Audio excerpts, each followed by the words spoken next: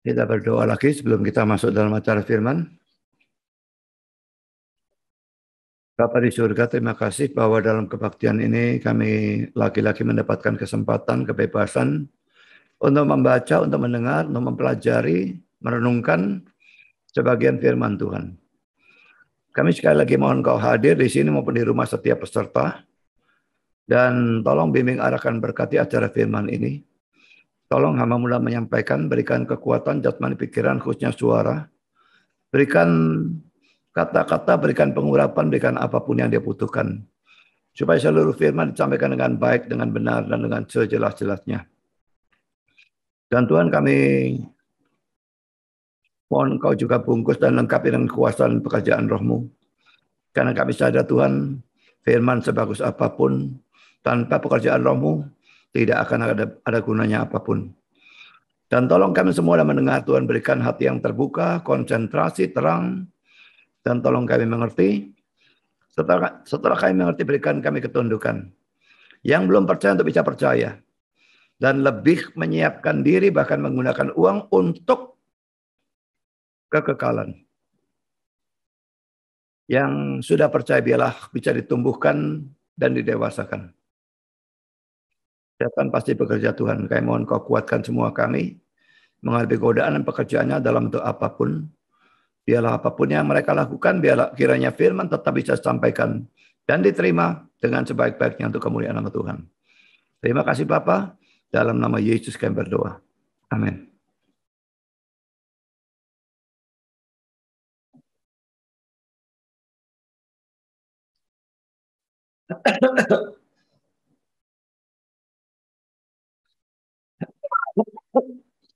Saya tidak bisa menyelesaikan persiapan di pasal 2:12 dan seterusnya. Karena ternyata bahannya banyak sekali. Bahkan belum tentu minggu depan bisa. Tapi memungkinkan kalau minggu depan, cuma belum tentu juga. Jadi hari ini saya akan memberikan khotbah yang lama yang sudah pernah dikhotbahkan. Tapi ini seringkali dipertanyakan dan memang ada istilah-istilah yang sukar. Dan karena itu saya pikir ini perlu dikhotbahkan. Setahu saya video tentang bagian ini belum pernah ada, jadi kami ingin ini masuk YouTube supaya bisa dipelajari dan dimengerti orang dan menjadi berkat bagi banyak orang. Ini suatu eksposisi Lukas 16 1 sampai dengan 15 dan saya berikan topik pada saat mamon tidak berguna, atau kalau mau lebih ditekankan pada saat mamon tidak berguna lagi. Mari kita baca teksnya ya. Lukas 16 ayat 1 sampai dengan ayat yang ke-15. Dan Yesus berkata kepada murid-muridnya, ada seorang kaya yang mempunyai seorang bendahara. Kepadanya disampaikan tuduhan bahwa bendahara itu menghamburkan miliknya. Lalu ia memanggil bendahara itu dan berkata kepadanya, apakah yang kudengar tentang engkau? Berilah pertanggungan jawab atas urusanmu, sebab engkau tidak boleh lagi bekerja sebagai bendahara. Kata bendahara itu dalam hatinya, apakah yang harus aku perbuat? Tuanku memecat aku dari jabatanku sebagai bendahara. Mencangkul aku tidak dapat, mengemis aku malu. Aku tahu apa yang akan aku perbuat, supaya apabila aku dipecat dari jabatanku sebagai bendahara, ada orang yang akan menampung aku di rumah mereka. Lalu ia memanggil seorang demi seorang yang berhutang kepada tuannya. Katanya kepada yang pertama, berapakah hutangmu kepada tuanku? Jawab orang itu 100 tempayan minyak. Lalu katanya kepada orang itu, inilah surat hutangmu. Duduklah dan buat surat hutang lain sekarang juga. 50 tempayan. Kemudian ia berkata kepada yang kedua, dan berapakah hutangmu? Jawab orang itu, 100 pikul gandum. Katanya kepada orang itu, inilah surat hutangmu. Buatlah surat hutang lain 80 pikul. Lalu Tuhan itu memuji bendahara yang tidak jujur itu, karena ia telah bertindak dengan cerdik. Sebab anak-anak dunia ini lebih cerdik terhadap sesamanya daripada anak-anak terang. Dan aku berkata kepadamu, ikatlah persahabatan dengan mempergunakan mamon yang tidak jujur. Supaya jika mamon itu tidak dapat menolong lagi, kamu diterima di dalam kemah abadi. Barang siapa setia dalam perkara-perkara kecil, ia setia juga dalam perkara-perkara besar. Dan barang siapa tidak benar dalam perkara-perkara kecil, ia tidak benar juga dalam perkara-perkara besar. Jadi, jikalau kamu tidak setia dalam hal mamon yang tidak jujur, siapakah yang akan mempercayakan kepadamu harta yang sesungguhnya? Dan jikalau kamu tidak setia dalam harta orang lain, siapakah yang akan menyerahkan hartamu sendiri kepadamu? Seorang hamba tidak dapat mengabdi kepada dua tuan. Karena jika demikian, ia akan membenci yang seorang dan mengasihi yang lain. Atau ia akan setia kepada yang seorang dan tidak mengindahkan yang lain. Kamu tidak dapat mengabdi kepada Allah dan kepada Mamon. Semua itu didengar oleh orang-orang Farisi, hamba-hamba uang itu, dan mereka mencemoohkan dia. Lalu ia berkata pada mereka, kamu membenarkan diri di hadapan orang, tetapi Allah mengetahui hatimu. Sebab apa yang dikagumi manusia, dibenci oleh Allah. Saudara, yang pertama yang akan saya bahas, saudara, adalah sikap-sikap yang salah terhadap uang. Saya kira sesuatu yang sangat banyak. Dan ini sebetulnya semua orang tahu. Tapi tetap kesalahan ini terjadi. Jadi sikap yang salah pertama ini tamak atau cinta uang. Dalam ayat yang ke-14, orang-orang Farisi itu disebut dengan istilah hamba-hamba uang dalam terjemahan kita. Tapi terjemahan ini sebetulnya salah ya. Dalam NIV, yang mencintai uang. Dalam NESB, yang adalah pecinta-pecinta uang. Memang sudah ya, hamba uang itu mencintai uang. Tapi tetap terjemahan itu mestinya diterjemahkan lebih hurufiah karena tidak ada alasan untuk menerjemahkan menjadi hamba-hamba uang. Jadi saya lebih setuju dengan terjemahan yang hurufiah seperti yang barusan saya berikan. Jadi pecinta-pecinta uang atau mencintai uang itulah mereka. Dan itu sikap yang salah yang pertama. Mari kita bandingkan dengan 1 Timotius 6 ayat 6 sampai dengan ayat 10. Memang ibadah itu kalau disertai rasa cukup memberi keuntungan besar. Sebab kita tidak membawa sesuatu apapun ke dalam dunia. Dan kita pun tidak dapat membawa apa-apa keluar. Asal ada makanan, pakaian, cukuplah. Tetapi mereka yang ingin kaya terjatuh ke dalam pencobaan, ke dalam jerat dan ke dalam berbagai-bagai nafsu yang hampa dan mencelakakan, yang menenggelamkan manusia ke dalam keruntuhan dan kebinasaan. Karena akar segala kejahatan ialah cinta uang. Sebab oleh memburu uanglah beberapa orang telah menyimpang dari iman dan menyiksa dirinya dengan berbagai-bagai duka. Saudara, saya berikan beberapa catatan tentang teks ini ya. Pertama kata rasa cukup dan cukup ya. Rasa cukup dan cukup keluar 2 kali, saya beri warna biru itu. Seharusnya bukan rasa cukup atau cukup, tetapi seharusnya adalah kepuasan. Beda ya, antara merasa cukup dengan keuangan kita saat ini dan merasa puas. Jelas puas itu tingkat yang lebih tinggi. Rasa puas, tenang. Kalau merasa cukup ya rasanya netral saja, kurang positif ya. Lalu kata ibadah yang saya berikan warna hijau ini dalam ayat yang ke-6. Laki-laki tidak tahu saya muncul dari mana kata itu. Karena seharusnya adalah godliness atau kesalehan. Seperti dalam King James, RSV, NIV, dan NASB. Jadi kalimat itu sebetulnya bunyinya memang kesalehan itu. Kalau disertai kepuasan, memberi keuntungan besar. Jadi itu sebetulnya terjemahannya ya. Saudara, dari 1 Timotius 6 ayat 6 sampai 10 itu bisalah kita simpulkan bahwa orang yang punya sikap yang salah terhadap uang dalam bentuk cinta kepada uang. Pertama adalah orang yang tidak pernah merasa cukup atau merasa puas dalam persoalan uang. Berapapun yang dia miliki, selalu ingin lebih, selalu ingin lebih, selalu ingin lebih. Tidak puas, tidak merasa cukup. Kalau punya uang 1 juta, kepingin 10 juta. Kalau punya 10 juta, kepingin 1 juta. Punya 1 juta, kepingin 1 miliar. Dan seterusnya. Makanya kita melihat ya, orang-orang yang apakah konglomerat atau koruptor dan sebagainya itu. Yang punya duit sampai T. Tapi tidak pernah merasa cukup. Kepingin lebih, kepingin lebih, kepingin lebih. Padahal uang 1T itu mau digunakan untuk 10 generasi pun tidak bakal habis tanpa mereka perlu bekerja. Lalu apa gunanya? Kenapa tidak cari hal yang lain yang lebih bagus? Hal rohani misalnya, terus tidak cukup, terus tidak puas. Kepingin lebih, kepingin lebih. Serakah. Saudara, apakah saudara adalah orang seperti itu? Kalau saudara adalah orang seperti itu, dan apalagi kalau saudara adalah seorang hamba Tuhan, ini adalah sesuatu bencana. Sesuatu yang luar biasa buruk untuk mana saya perlu bertobat. Yang kedua, orang yang berani berbuat dosa demi mendapatkan uang. Misalnya dengan dusta, dengan menipu, dengan menyogok atau menyuap, dengan bekerja pada hari Sabat atau Minggu, semua dosa ya. Tapi demi uang, dia halalkan semua, tabrak semua, sikut kanan, sikut kiri. Tidak peduli dengan usahanya itu membunuh orang lain, merusak kerjaan orang lain, tidak ambil pusing.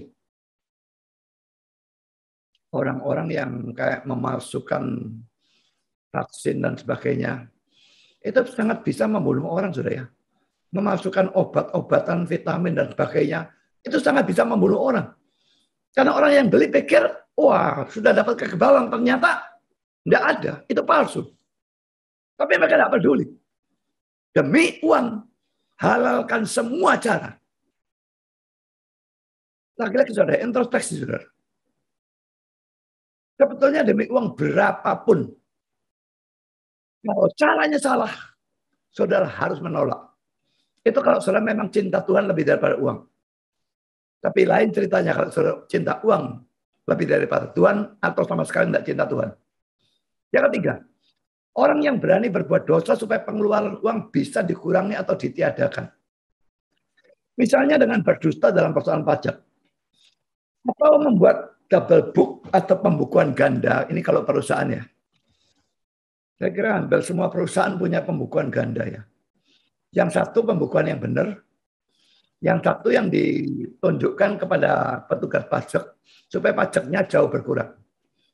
Jadi ini dusta. Baik perusahaannya maupun orang yang mau membuat, ahli ekonomi apapun yang mau membuat pembukuan ganda. Kalau itu orang Kristen, seharusnya dia menolak. Dipecat dia dipecat. Tapi membuat pembukuan ganda, itu jelas dosa. Itu penipuan. Lalu juga tidak memberi persembahan persepuluhan. Kaya, wah. Saudara pikir orang kaya lebih gampang memberikan persembahan persepuluhan. Orang miskin kalau memberi, waduh 100% saja tidak cukup. Ini ujian iman. Untuk tetap memberi, ujian iman. Tapi pikir saudara orang kaya lebih gampang. Tidak. Orang kaya sekarang penghasilannya dia katakanlah 10 miliar per bulan. Maka PP-nya mestinya 1 miliar per bulan. Dia mikir, wih, kok banyak. Kalau penghasilannya 15 juta, oh 1,5 juta, sedikit. Tapi penghasilan 10 miliar, 1 miliar, wih, banyak sekali. Lalu tidak memberikan persepuluhan, juga tidak menolong orang yang memang membutuhkan pertolongan, padahal bisa melakukannya. Saudara, tidak semua orang yang butuh pertolongan atau minta pertolongan harus ditolong. Ada orang yang tidak layak untuk ditolong. Misalnya orang yang malas, tidak mau kerja. Dan ada hal-hal yang lain. Kalau memang tidak layak ditolong, lain. Tapi kalau orang itu layak ditolong, dia bangkrut dan sebagainya, kena pandemi, bukan salah dia. Dan saudara bisa menolong, tapi tidak mau menolong, ini dosa pasif. Apa yang tidak saudara lakukan pada orang itu, saudara tidak melakukannya untuk Kristus. Kalau saudara adalah orang yang berani berbuat dosa, demi mendapatkan atau mempertahankan uang, maka renungkan ayat di bawah ini, saudara. Pertama poin A, Amsal 10 ayat 2. Harta benda yang diperoleh dengan kefasikan tidak berguna. Perhatikan ya, diperolehnya dengan kefasikan. pakai cara-cara yang berdosa, dia tidak peduli. Dan itu dikatakan tidak berguna. Tetapi kebenaran menyelamatkan orang dari maut.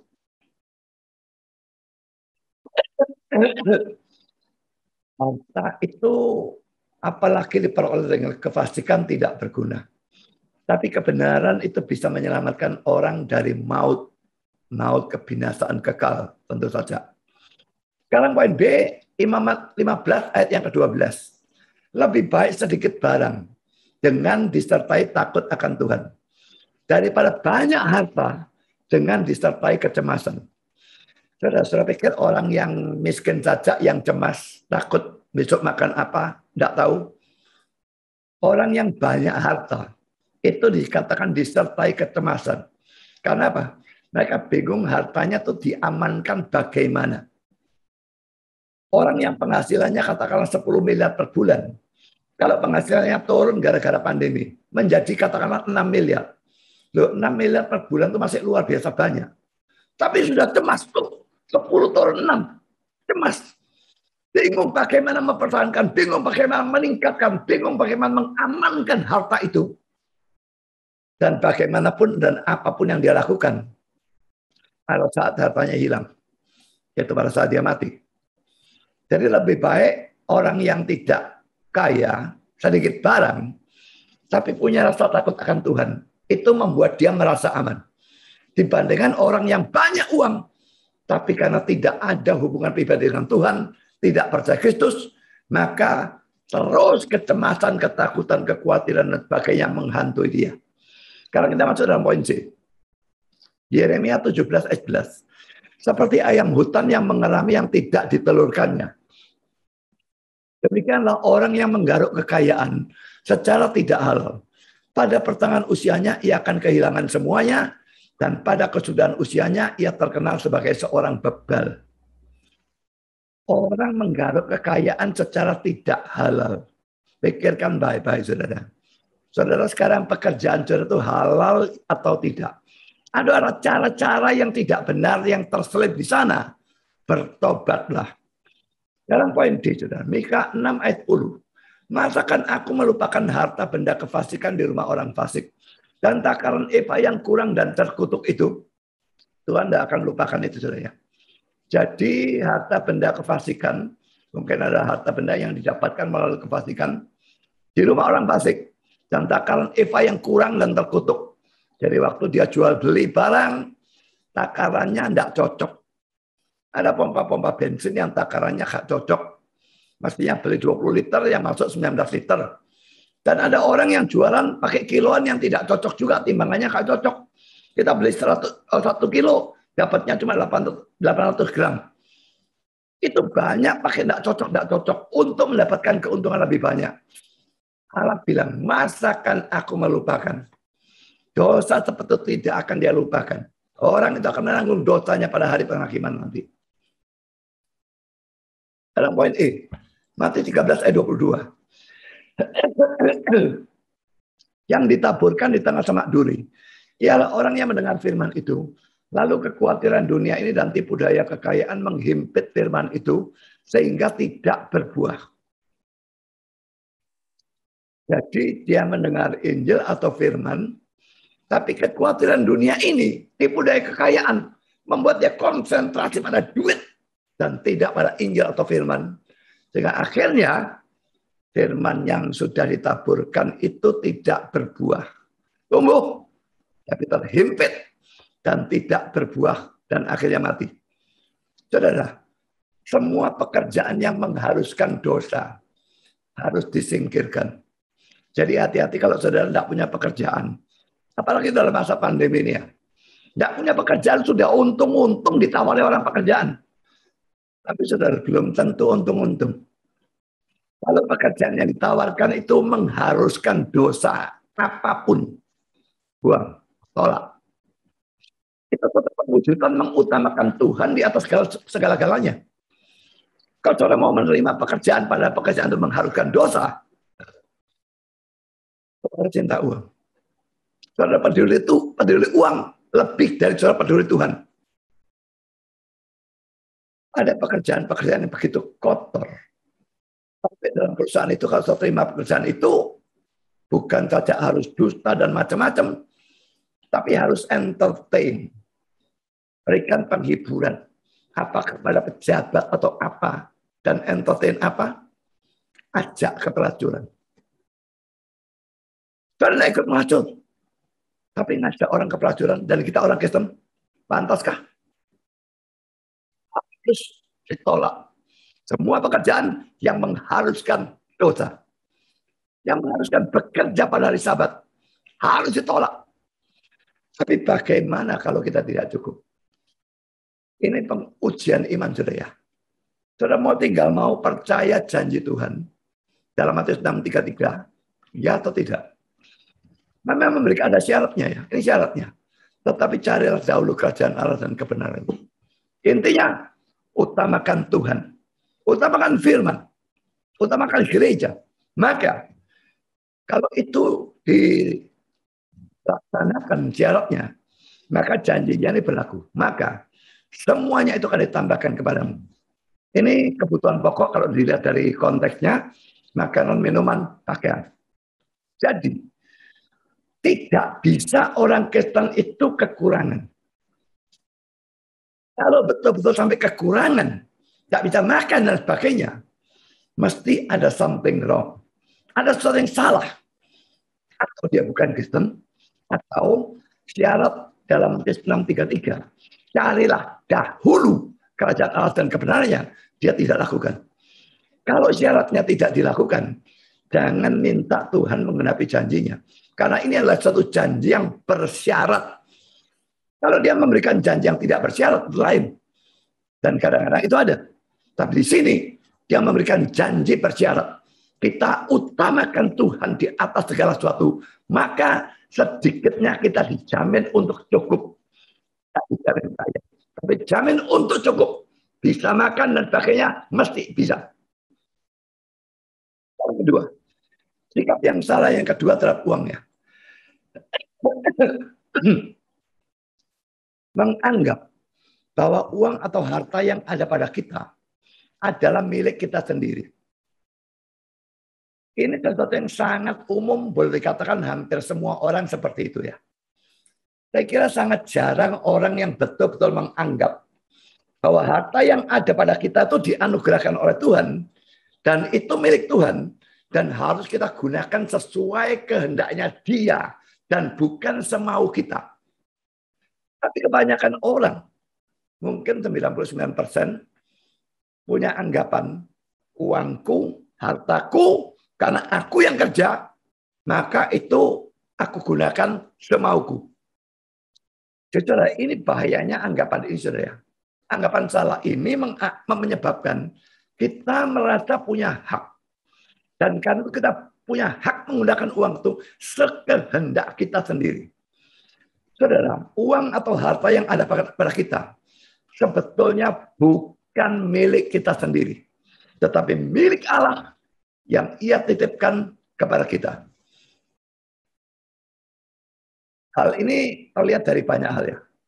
Pertama, saudara, jangan ngomong hartanya. Kitanya ini loh. Kita itu milik Allah. Apalagi harta kita. Kalau kita milik Allah, tentu semua milik kita milik Dia. Kita itu milik Allah. Baik ditinjau dari sudut penciptaan maupun dari sudut penebusan. Kalau orang non-Kristen, itu milik Allah dari sudut penciptaan. Tapi tidak dari sudut penebusan. Tapi kita yang Kristen menjadi milik Allah secara ganda atau double. Dia cipta, kita ciptaan. Kita sudah milik Dia. Setunduk mesti yang pada Dia. Milik Dia semuanya. Apalagi kita terhilang dalam dosa. Ditebus oleh Kristus. Menjadi milik Allah. Ini menjadi milik Allah untuk kedua kalinya. Ganda. Mari kita lihat ayat ini.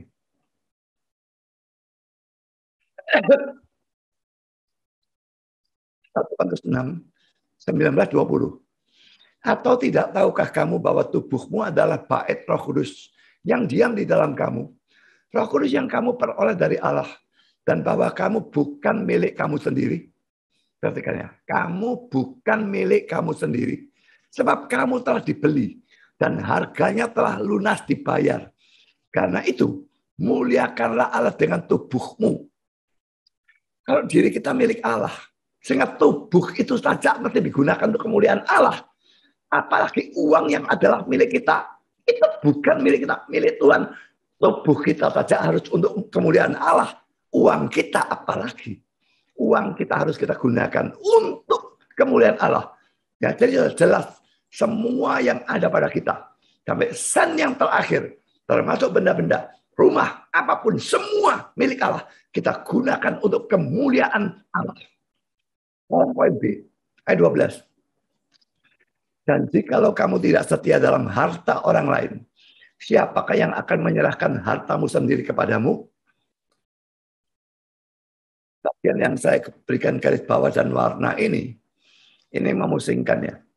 Ada istilah harta orang lain, ada istilah hartamu sendiri. Ya, jadi dalam ayat 12 ini, harta orang lain itu menunjuk pada uang atau harta yang ada pada kita. Disebut harta orang lain untuk menunjukkan itu bukan milik kita sendiri. Lalu, hartamu sendiri menunjuk pada harta surgawi. Kalau kamu tidak setia dalam urusan duit yang ada padamu, siapakah yang akan menyerahkan harta surgawi kepadamu? Itu maksud dari ayat ini. Jadi kalau kita dalam urusan uang, sikap kita buruk, maka tidak dapat pahala di surga. Begitulah kasarannya. Dari penggunaan istilah harta orang lain untuk uang, maka terlihat bahwa firman Tuhan itu menunjukkan bahwa uang atau harta kita itu bukan milik kita sendiri. Sekarang kita masuk dalam poin C. Ayat di bawah ini. Pertama Kejadian 28, ayat yang ke-22. Ini Yakub ya. Dan batu yang kudirikan sebagai tugu ini akan menjadi rumah Allah. Dari segala sesuatu yang engkau berikan kepadaku, akan selalu kupersembahkan 1/10 kepadamu. Kata-kata yang saya garis bawah ini perlu diperhatikan ya. Yakub kerja mati-matian. Gembala ternak ya. Kambing, domba, dan sebagainya. Kerja di Laban dan macam-macam hal yang lain. Sampai dia punya ternak banyak. Kerja jerih payah, nggak karu-karuan. Tapi tetap dia mengatakan, dari segala sesuatu yang engkau berikan kepadaku. Dia tahu, bekerja mati-matian pun tidak akan punya semua itu. Kalau Tuhan tidak memberikan kepadanya. Tapi kan saudara bisa kerja, dapat duit banyak, itu karena saudara pintar. Kalau saudara kuat. Kalau tidak ada berkat Tuhan, tidak bakal berhasil. Kalau bisa berhasil, karena berkat Tuhan. Dan Yakub, ingat ya, dia hidup jauh sebelum zaman Musa. Belum ada hukum tentang persembahan persepuluhan, itu belum ada. Tapi tetap, dia mengatakan akan mempersembahkan 1/10 dari semua yang engkau berikan. Bukan dari penghasilan ini. Jadi ini kayak dalam Islam ya. Tapi Islam saya kira bukan 10% ya. Dari seluruh harta. Harus berikan. Saya tidak tahu persennya berapa. Tapi dalam kasus Yakub, 1/10 dari semua milik. Bukan dari tambahan. Mestinya dari tambahan kalau BP. Tapi ini 1/10 dari semua milik. Diberikan kepada Tuhan. Poin B. Poin kedua. Ulangan 8, 17, 18. Maka, janganlah kau katakan dalam hatimu. Apalagi kalau bicara kepada orang lain. Lalu sombong. Ya. Aku yang kecil. Makanya. Apalagi tambah penghinaan pada orang lain. Kamu kenapa miskin? Lah gak kerja goblok. Gak mampu kerja, gak betul cari duit. Dan macam-macam hal yang lain. Dirinya. Dianggap sombong. Dianggap kuat. Dianggap pintar. Lalu bisa punya banyak uang. Ayat ini berkata apa? Janganlah kau katakan dalam hatimu, apalagi pada orang lain.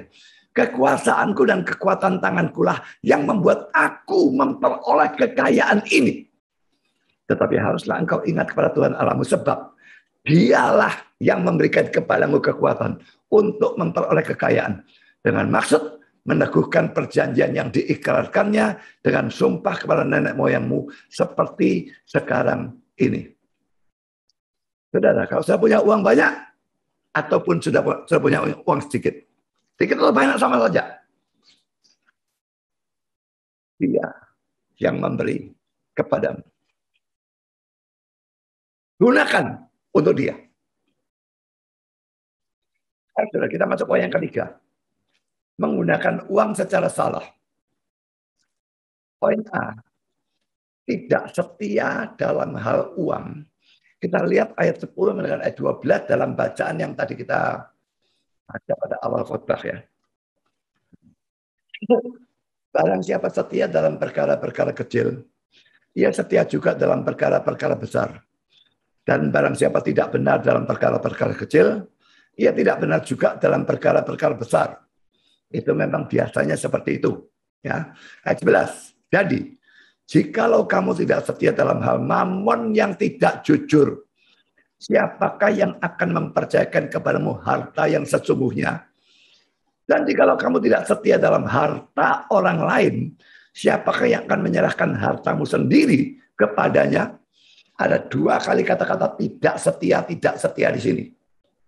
Artinya, kita tidak menggunakan uang dengan tidak benar. Kita menggunakan uang dengan tidak benar di hadapan Tuhan. Atau dengan tidak bertanggung jawab kepada Tuhan. Saudara, kalau dalam hal kecil sudah tidak bertanggung jawab, biasanya dalam hal besar lebih tidak bertanggung jawab. Saudara dikasih uang sedikit saja, saudara tidak karu-karuan menggunakannya, apalagi kalau saudara diberikan uang besar. Ada orang-orang yang dalam perkara kecil bertanggung jawab, dalam perkara besar tidak bertanggung jawab. Ada juga seperti itu. Tapi biasanya berlaku ini ya. Ini sesuatu yang umumnya berlaku. Kalau setia dalam hal kecil, setia juga dalam hal besar. Kalau dalam urusan uang, tidak setia. Siapa mau mempercayakan kepadamu harta sesungguhnya di sorga?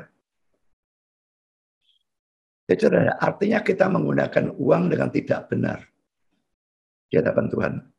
Atau dengan tidak bertanggung jawab kepada Tuhan. Sekarang kita masuk poin B, saudara. Menggunakan uang tanpa memperdulikan kekekalan atau hidup yang akan datang. Ayat 1 dengan ayat 9. Ini perumpamaan tentang bendahara yang tidak jujur itu ya. Saudara, ini jelas menggunakan uang tanpa memperdulikan kekayaan atau hidup yang akan datang ini salah. Untuk menangani kesalahan itu, Yesus memberikan perumpamaan tentang bendahara yang tidak jujur. Yang dipuji dari bendahara itu bukan ketidakjujurannya, saudara. Tapi dia memikirkan masa depan. Dia kan mau dipecat karena dia salah. Dia pikir, wah, mencangkul enggak bisa, mengemis malu. Enaknya gimana? Kurangi saja majikanku. Orang yang berhutang dipotong hutangnya. Nah, orang itu nanti utang budi pada dia. Nanti kalau dia dipecat, orang-orang itu akan membalas dia. Jadi dia mikirkan akan datang. Yang ditekankan dalam perumpamaan itu dia mikirkan akan datang. Masa akan datang.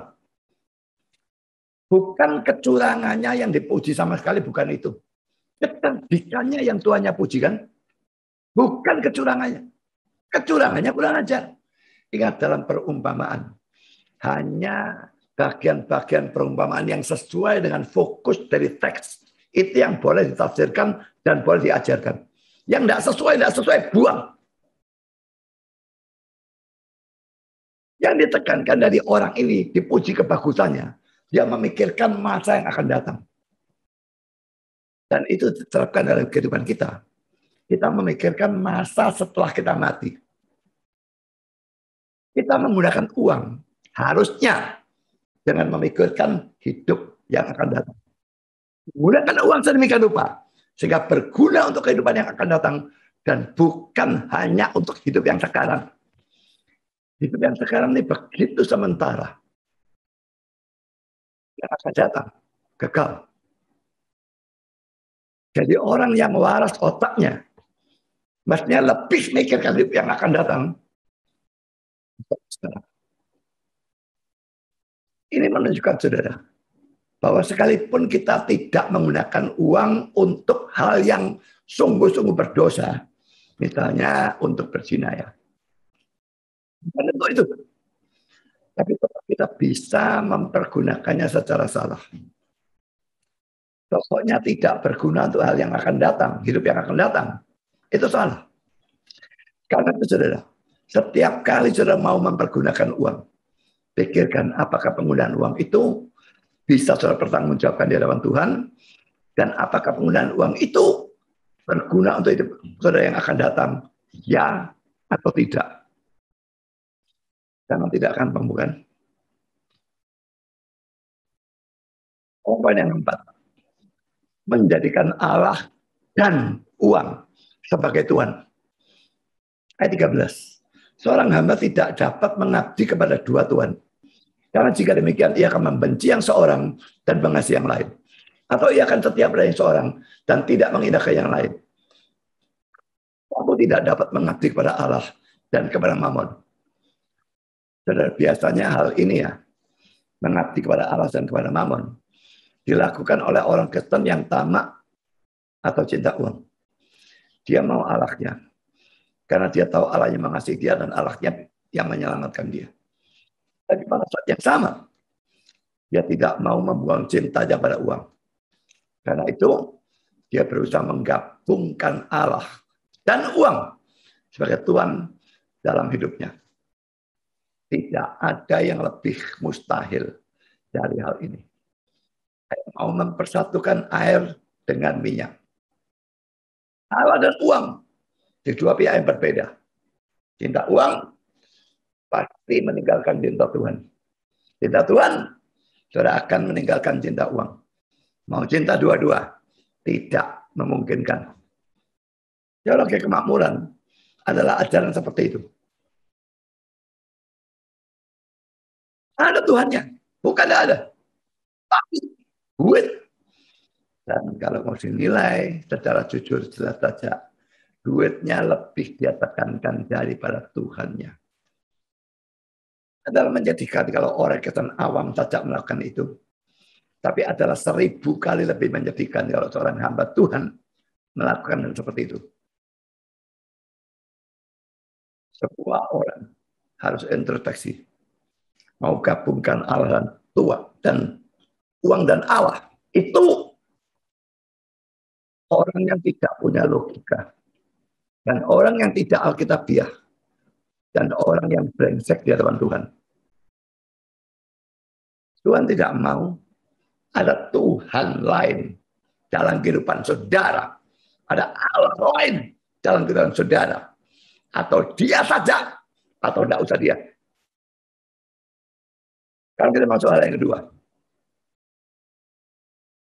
Hal yang perlu dipertimbangkan. Kalau saudara termasuk orang yang mempunyai sikap-sikap yang salah di atas, maka saudara perlu mempertimbangkan hal-hal di bawah ini. Pertama saudara, uang atau harta itu tidak kekal. Amsal 23 ayat 4 dan 5. Jangan bersusah payah untuk menjadi kaya. Tinggalkanlah niatmu ini. Kalau engkau mengamat-amatinya, mengamat-amati kekayaan itu ya, lenyaplah ia. Karena tiba-tiba ia bersayap. Lucu sekali penggambarannya. Lalu terbang ke angkasa seperti Raja Wali. Duit banyak itu dengan gampang hilang. Dan saya kira pandemi ini atau masa krisis ekonomi yang pernah dialami oleh Indonesia membuktikan itu. Memang dalam masa pandemi ini ada orang yang malah tambah sukses. Biasanya kerjaannya berurusan dengan internet dan sebagainya tambah sukses. Tapi ada orang-orang yang amblas. Hotel, restoran, penerbangan. Itu dulu, wah jaya sekali. Sekarang kena pandemi, ada lockdown, PPKM atau apapun istilahnya. hancur lebur semua, berantakan total, tidak karu-karuan. Hartanya banyak, tahu bersayap, terbang, hilang. Menunjukkan tidak kekalnya uang atau harta. Lalu Amsal 27-24. Karena harta benda tidaklah abadi. Sekarang Amsal 28-22. Orang yang kikir tergesa-gesa mengejar harta dan tidak mengetahui bahwa ia akan mengalami kekurangan. Matius 6:19. Janganlah kamu mengumpulkan harta di bumi. Di bumi, mengat dan karak merusakkannya. Dan pencuri membongkar serta mencurinya. Ini cuma satu dua cara. Contoh, ada ngengat, ada karat, ada pencuri. Tentu ada banyak cara lain. Ada pandemi. Dan macam-macam hal yang lain. Sangat gampang, saudara ya. Orang punya duit banyak, tetap plus, amblas. Kalau Tuhan mau habiskan uang kita dalam 1 detik, dia bisa habiskan. Sekarang poin yang kedua. Ada saat di mana uang tidak berguna sama sekali. Memang ya, selama hidup kita sekarang ini, uang bisa berguna. Ada masalah-masalah, kita sakit, butuh obat, kita butuh masuk rumah sakit. Uang bisa membantu. Sekalipun belum tentu bisa menyembuhkan, bisa saja orangnya tetap mati kan. Tapi tetap bisa menolong. Butuh apa, bisa beli mobil, bisa pergi kemana-mana. Uang bisa berguna banyak sekali dalam dunia ini. Tapi saudara, ada saat, perhatikan ini, ada saat di mana uang bukan cuma tidak berguna, tapi tidak berguna sama sekali. Mari kita lihat ayat 9. Jika mamon itu tidak dapat menolong lagi. Kata jika ini terjemahnya salah, saudara. Dalam NIV, when it is gone. Pada saat itu, maksudnya uang itu hilang. King James dan New King James, when ye atau you fail. Pada saat kamu gagal atau mati. RSV atau NSB, when it fails. Pada saat uang itu gagal. King James, New King James, ya, juga RSV dan NESB memberikan terjemahan hurufiah, tapi mereka bisa berbeda karena ada perbedaan manuskrip. Saya berpendapat bahwa terjemahan yang benar itu adalah terjemahan RSV dan NESB. Mereka menggunakan manuskrip yang benar dan terjemahannya hurufiah. Jadi sebetulnya when it fails. Pada saat itu atau uang itu gagal. Jadi saudara, ayat 9 ini menunjukkan bahwa ada saat di mana uang itu gagal. Saat ini uang itu punya banyak kegunaan. Uang memberikan banyak kemudahan untuk kita. Tetapi saudara, ada saat, saya kira saudara tidak usah diomongin, masih sudah tahu ya. Ada saat ini maksudnya apa? Ya tentu pada saat kita mati ya. Ada saat bahwa uang itu gagal. Sehingga sama sekali tidak berguna bagi kita. Ayat 9 ini menggunakan istilah when. Pada saat atau pada waktu. Bukan if atau jika seperti terjemahan kita. Sekalipun dua kata ini mirip ya. Tapi sebetulnya mempunyai perbedaan dalam penggunaannya. Kalau digunakan if atau jika, itu menunjukkan bahwa hal itu belum tentu akan terjadi.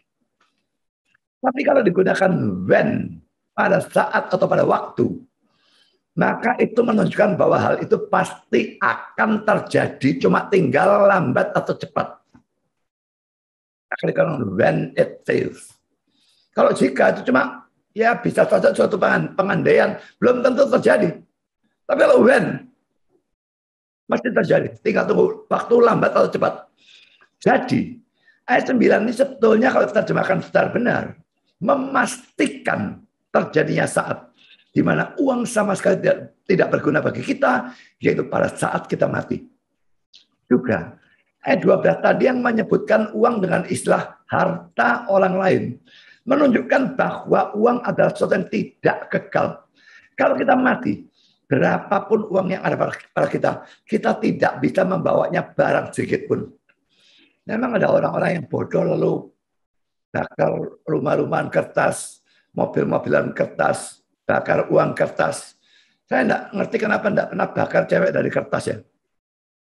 Apa mereka bahagia punya mobil, punya rumah dan sebagainya, tapi enggak punya cewek gitu ya? Atau kalau cewek dibakarkan cowok dari kertas? Enggak ada. Sepanjang saya tahu enggak pernah ada. Bakar pembantu dari kertas? Enggak ada. Kenapa? Rumah, mobil, TV, dan sebagainya. Tapi orang kok enggak ada. Konyol sekali. Mau bakaran uang sak dunia enggak bakal terima, 1 sen pun enggak bakal terima. Enggak. Sudah bandingkan dengan ayat-ayat di bawah ini. Pertama poin A, Ayub 1:21. Katanya dengan telanjang aku keluar dari kandungan ibuku. Dengan telanjang juga aku akan kembali ke dalamnya. Yang saya tekankan bagian terakhir ini. Dengan telanjang juga aku akan kembali ke dalamnya. Memang bukan kembali ke dalam kandungan. Tapi maksudnya ke alam baka. Memang waktu dia mati, kalau dia dikubur, ya dikasih pakaian mungkin setidaknya orang satu pakai kain kapan. Itu tapi kan kita lihatnya di sini. Pada waktu dia sampai di sana, tetap telanjang. Mau dikasih jas, mau dikasih apapun, di sananya telanjang. Tidak bisa dibawa. Uang juga ada. Mau kasih banyak uang, masukkan peti. Tidak bisa dibawa. Poin B. Pengkhotbah 5 ayat 14. Sebagaimana ia keluar dari kandungan ibunya, demikian juga ia akan pergi. Telanjang seperti ketika ia datang, dan tak diperolehnya dari jerih payahnya, suatu pun yang dapat dibawa dalam tangannya. Poin C, 1 Timotius 6 ayat 7. Sebab kita tidak membawa sesuatu apa ke dalam dunia, dan kita pun tidak dapat membawa apa-apa keluar. Begitu banyak ya ayat seperti itu ya. Kalau dikatakan artinya sama semua. Sekarang poin D, Lukas 12 ayat 13 dan 21. Seorang dari orang banyak itu berkata pada Yesus, dan orangnya orang kurang ajar. Saudara perhatikan ayat 12-nya dan sebelumnya, Yesus sedang ngajar. Yesus sedang ngajar firman. Nggak sungkan-sungkan dia interupsi dan bicarakan urusan warisan atau urusan uang. Berkata pada Yesus, Guru, katakanlah pada saudaraku supaya ia berbagi warisan dengan aku. Tetapi Yesus berkata kepadanya, Saudara, siapakah yang telah mengangkat aku menjadi hakim atau pengantar atas kamu? Katanya lagi kepada mereka, berjaga-jagalah dan waspadalah terhadap segala ketamakan. Sebab walaupun seorang berlimpah-limpah hartanya, hidupnya tidaklah tergantung daripada kekayaannya itu. Kemudian ia mengatakan kepada mereka suatu perumpamaan, katanya, ada seorang kaya, tanahnya berlimpah-limpah hasilnya. Ia bertanya dalam hatinya, apakah yang harus aku perbuat? Sebab aku tidak mempunyai tempat di mana aku dapat menyimpan hasil tanahku. Lalu katanya, inilah yang akan aku perbuat. Aku akan merombak lumbung-lumbungku, dan aku akan mendirikannya lebih besar, dan aku akan menyimpan di dalamnya segala gandum dan barang-barangku. Sesudah itu, aku akan berkata pada jiwaku. Perhatikan kata-katanya ya. Ini jelas menunjukkan dia menganggap uangnya dan hartanya itu miliknya dan boleh dia gunakan semau dia. Jiwaku, ada padamu banyak barang, tertimbun untuk bertahun-tahun lamanya. Beristirahatlah, makanlah, minumlah, dan bersenang-senanglah.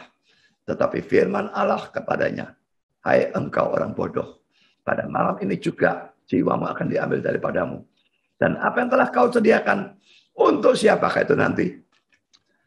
Demikianlah jadinya dengan orang yang mengumpulkan harta bagi dirinya sendiri, jikalau ia tidak kaya di hadapan Allah.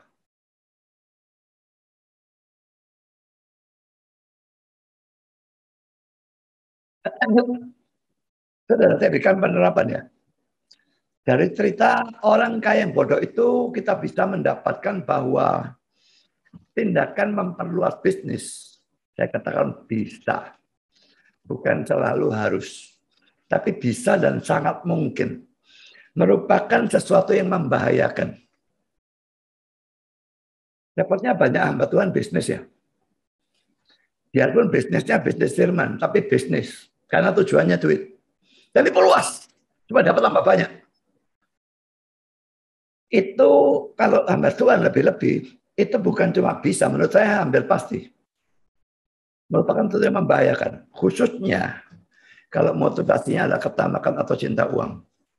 Dan biasanya seperti itu kan. Memperluas bisnis apa motivasinya? Kalau enggak, supaya dapat uang lebih banyak. Yang di mana? Ini membuat seseorang melupakan atau mengabaikan Tuhan.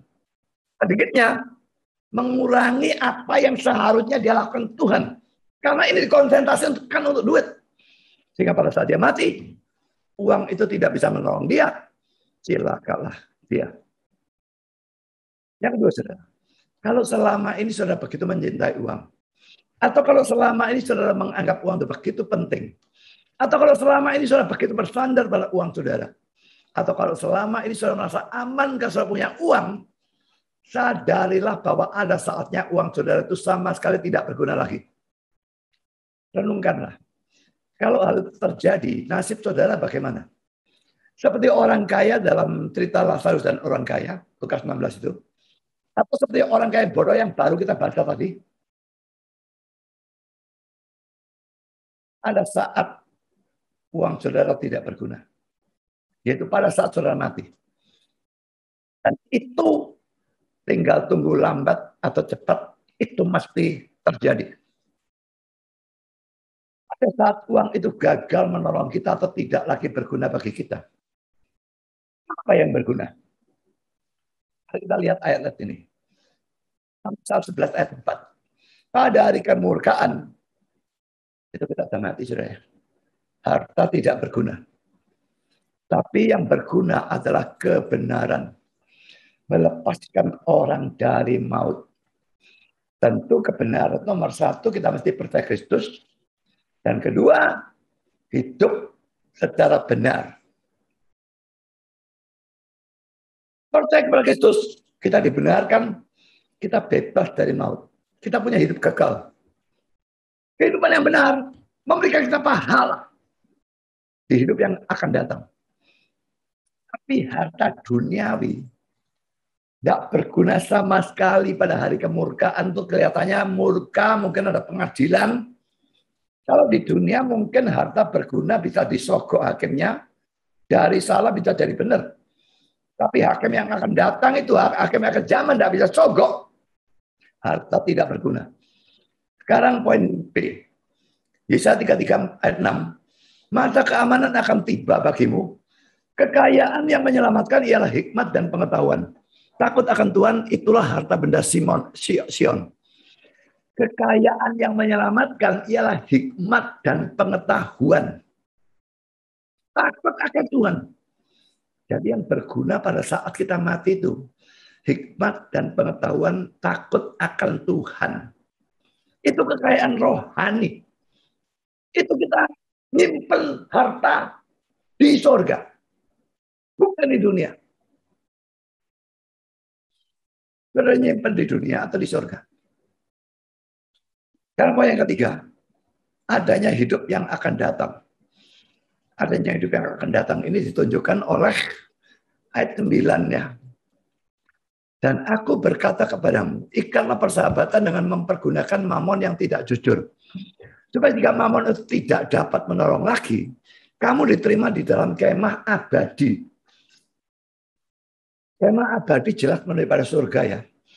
Dan ini jelas menunjukkan adanya kehidupan yang akan datang. Cuma tidak harus surga, bisa neraka. Jadi uang ini juga bisa membuat saudara masuk neraka. Kalau saudara cinta uang dan menganggap milik sendiri, menggunakan tanpa perlu Tuhan. Tapi sebaliknya, kalau saudara menggunakan uang itu dengan baik, dengan memuliakan Tuhan, dan dengan mengingat hidup yang akan datang, maka kemah abadi ini menjadi milik kita. Tentu saja di atas segala-galanya percaya, iman kepada Kristus. Semua ini yang lain buktinya. Yang poin kedua ayat 11. Jadi jikalau kamu tidak setia dalam hal mamon yang tidak jujur, siapakah yang akan mempercayakan kepadamu harta yang sesungguhnya? Laki-laki ini keluar istilah yang susah, sukar ya. Harta yang sesungguhnya menunjuk pada harta di surga, dan itu dikontraskan dengan mamon yang tidak jujur, yang menunjuk pada harta di dunia. Mamon yang tidak jujur itu harta di dunia, ingat itu ya. Sekarang poin C, ayat 12. Dan jikalau kamu tidak setia dalam harta orang lain, siapakah yang akan menyerahkan hartamu sendiri padamu? Tadi sudah kita lihat ini ya, ayat ini ya. Kata-kata hartamu sendiri menunjuk pada harta di surga. Dikontraskan dengan harta orang lain yang menunjuk pada harta duniawi. Saudara, andai kata kita harus mati, tapi tidak ada hidup yang akan datang, maka kita boleh saja dan sebaiknya gunakan uang kita untuk bersenang-senang apapun, selagi kita masih bisa menikmati hidup. Kita bandingkan dengan ayat ini. 1 Korintus 15 ayat 32b. Jika orang mati tidak dibangkitkan, berarti tidak ada kehidupan yang akan datang, karena tidak ada kebangkitan. Maka, marilah kita makan dan minum, sebab besok kita mati. Kalau tidak ada hidup yang akan datang, ya hidup di dunia ini mumpung masih bisa senang. Senang-senanglah, foya-foya, makan, minum apa, pesta, apa saja, piknik, luar negeri, kemanapun. Besok mati tidak bisa lakukan itu. Tapi sayang sebut saya, faktanya tidak demikian. Faktanya yang benar adalah kita semua harus mati. Dan setelah itu ada hidup yang akan datang dan itu kekal. Di samping itu, penggunaan uang pada saat ini mempengaruhi kehidupan kita di masa yang akan datang. Nanti lihat nomor 4 di bawah. Ya saudara, orang yang menggunakan uangnya hanya untuk masa ini dan tidak mempedulikan hidup yang akan datang adalah orang yang sangat bodoh, seperti orang kaya yang bodoh. Dan kalau saya mau berikan ilustrasi, ini adalah kalau saudara melihat seorang anak yang tidak mau sekolah dan kerjanya cuma bersenang-senang atau bermain-main saja. Sekolah itu tujuannya apa, saudara? Supaya masa depannya itu ada sesuatu yang bisa mendukung dia.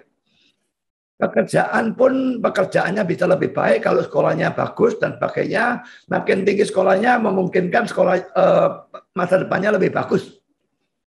Tapi kalau dia tidak mau, dia cuma senang-senang main-main, dia memikirkan sekarang nanti urusan belakang, maka saudara pasti akan anggap anak itu anak bodoh.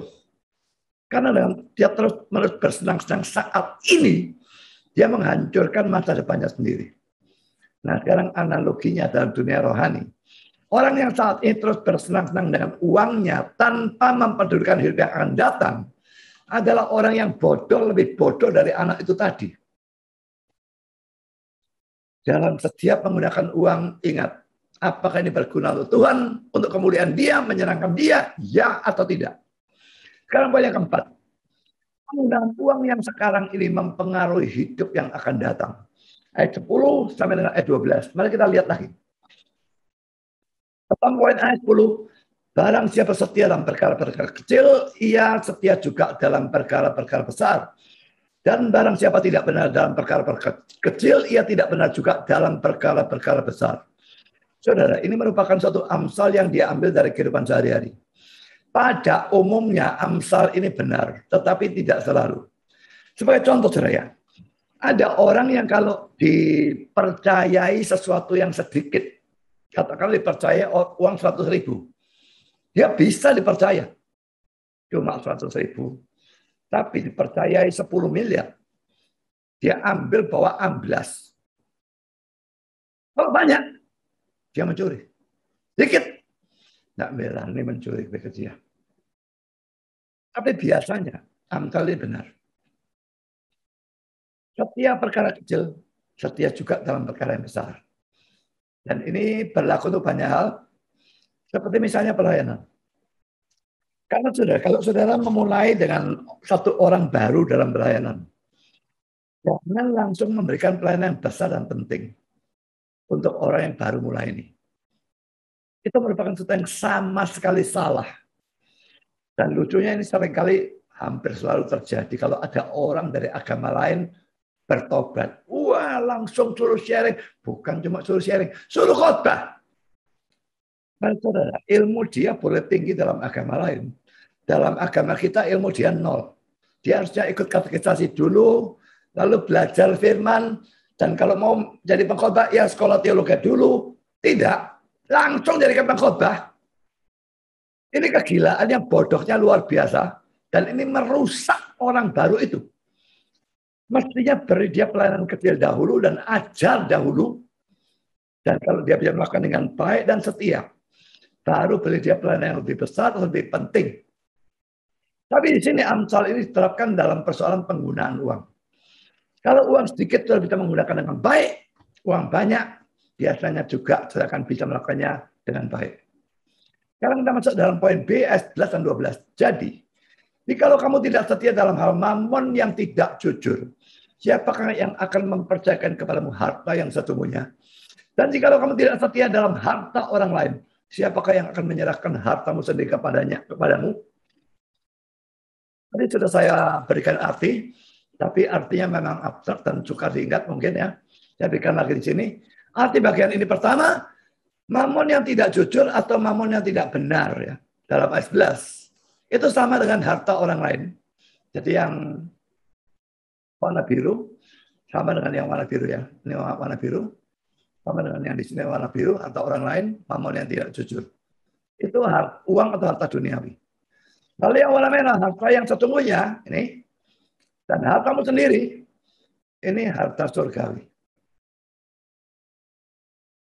Jadi tujuan untuk arti bagian ini adalah untuk menekankan bahwa kalau kita tidak menggunakan uang atau harta duniawi dengan benar, maka Tuhan tidak akan memberikan kita harta surgawi. Apakah ini berarti keselamatan atau pembenaran karena perbuatan baik, bukan karena iman? Sudah tidak ya. Selalu dalam seluruh Alkitab, tidak bisa hanya satu ayat disoroti ayat ini.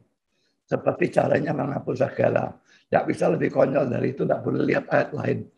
Nah ini kalau ayat ini dilihat sendirian, ini jadi ajaran keselamatan atau pembenaran karena perbuatan baik. Kalau kita menggunakan uang, itu membuat kita masuk surga. Begitu. Itu sesat, saudara. Harus diartikan dengan bagian-bagian lain. Seluruh Alkitab mengajarkan iman yang menyelamatkan. Perbuatan baik itu hanya wujud kalau kita sudah beriman dan sudah selamat. Jadi, kalau kita bisa menggunakan harta dengan baik, dengan benar, itu membuktikan kita beriman. Makanya Tuhan berikan harta surgawi. Kalau menggunakan salah, itu bukti kita tidak beriman. Tuhan tidak berikan kita harta surgawi. Dengan kata lain, saudara, apa yang kita peroleh di surga, tergantung bagaimana kita menggunakan uang atau harta duniawi kita di dunia ini. Kalau sudah orang kita sungguh-sungguh, masuk surganya sudah pasti. Ya. Tapi pahala di surga tergantung betul-betul bagaimana saudara menggunakan uang atau harta duniawi kita di dunia ini. Gunakan dengan cara salah, jangan kaget. Mati sampai salah, lu kapling tok, tidak ada bangunan. Nah, semua digunakan secara egois. Mau dapat pahala dari mana? Karena kalau saudara tidak ingin jadi bambu pengemis di sorga, ini saya ekstrimkan.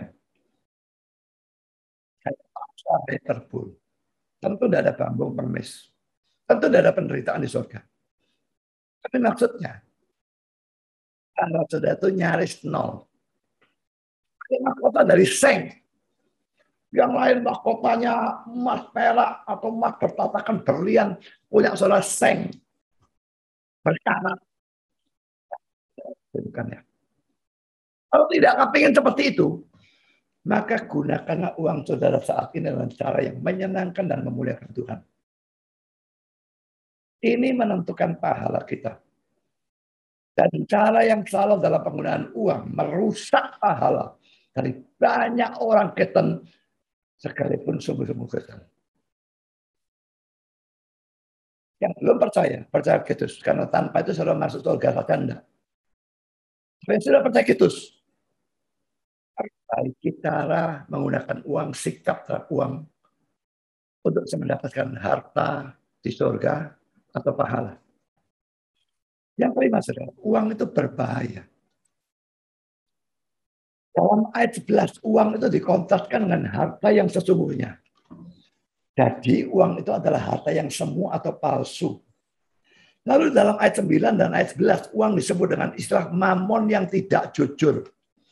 Terjemahan huruf yaknya mamon of unrighteousness. Mamon ketidakbenaran. Apa maksudnya? Pertama-tama mari kita membahas tentang kata mamon. Sudah pernah saya jelaskan saya kira ya. William Buckley memberikan penjelasan tentang kata mamon. Dia mengatakan bahwa mamon itu berarti milik secara materi. Mula-mula. Ini sebetulnya tidak merupakan suatu kata yang punya konotasi yang buruk, tidak. Jadi ini pertama-tama mamon berasal dari suatu kata yang berarti to entrust atau mempercayakan. Jadi mamon adalah harta yang dipercayakan kepada bank atau kepada orang lain. Dalam arti ini, tidak ada yang salah. Tapi lama-lama ada perubahan arti, saudara. Kata itu bisa mendapatkan perubahan arti dalam sepanjang perjalanan waktu.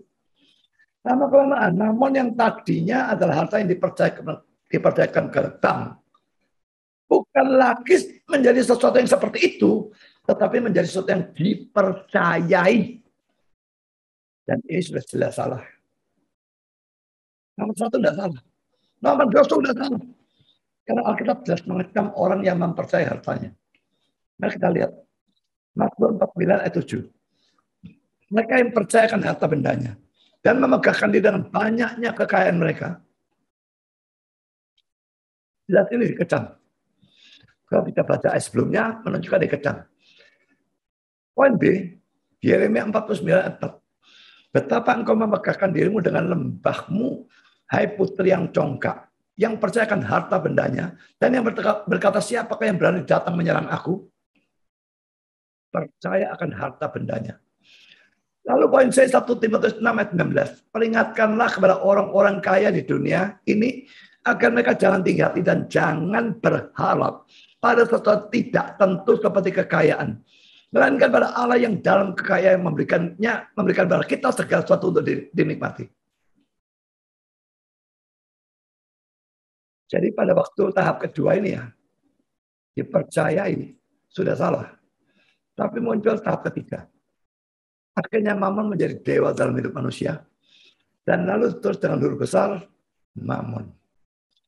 Jadi dari perkembangan arti kata mamon sudah jelas. Bahwa mamon yang mula-mula tidak ada jeleknya itu, makin lama makin menjerat manusia. Dan perkembangan arti kata mamon ini seringkali juga menjadi perkembangan uang dalam kehidupan kita. Saya katakan seringkali, tidak semua. Uang itu yang mula-mula tidak masalah. Seringkali justru dengan bertambah, justru menjadi masalah. Karena makin bertambah, lalu malah makin tamat. Itu adalah. Lama-lama akhirnya uang itu bukan saja dicari, tapi didewakan. Jadi uang memang merupakan sesuatu yang sangat berbahaya. Kalau kita tidak berhati-hati, bukan kita menguasai uang, tapi uang yang menguasai kita. Dan ini biasa terjadi pada saat harta kita bertambah. Orang yang biasa-biasa saja, tidak kaya, tidak miskin, tidak bertuankan uang. Tapi lalu terjadi sesuatu, uangnya bertambah. Justru dia menjadi tergila-gila, makin mengejar uang. Dan akhirnya bertuhankan uang. Karena itulah Alkitab memberikan peringatan-peringatan ini. Ibrani 13 ayat 5. Janganlah kamu menjadi hamba uang dan cukupkanlah dirimu dengan apa yang ada padamu. Karena Allah itu berfirman, aku sekali-kali tidak akan membiarkan engkau dan aku sekali-kali tidak akan meninggalkan engkau. Lagi-lagi kata cukup di sini seharusnya adalah puas. Jangan jadi hamba uang dan puaslah dengan apa yang ada padamu. Jangan khawatir. Puas dan khawatir kontras. Kenapa? Karena ada janji Tuhan. Dia tidak akan meninggalkan kita. Mungkinkah dia biarkan kita mati kelaparan? Kalau kita memang anak. Apalagi kalau kita menjalankan Matius 6 ayat 33. Poin B. Matius 62 ayat 11. Janganlah percaya kepada pemerasan. Janganlah menaruh harap yang sia-sia kepada perampasan. Apabila harta makin bertambah, janganlah hatimu melekat padanya. Kalau harta makin bertambah, ini saat yang lawan. Janganlah hatimu melekat padanya. Lalu lepas dari Tuhan atau menjauh dari Tuhan.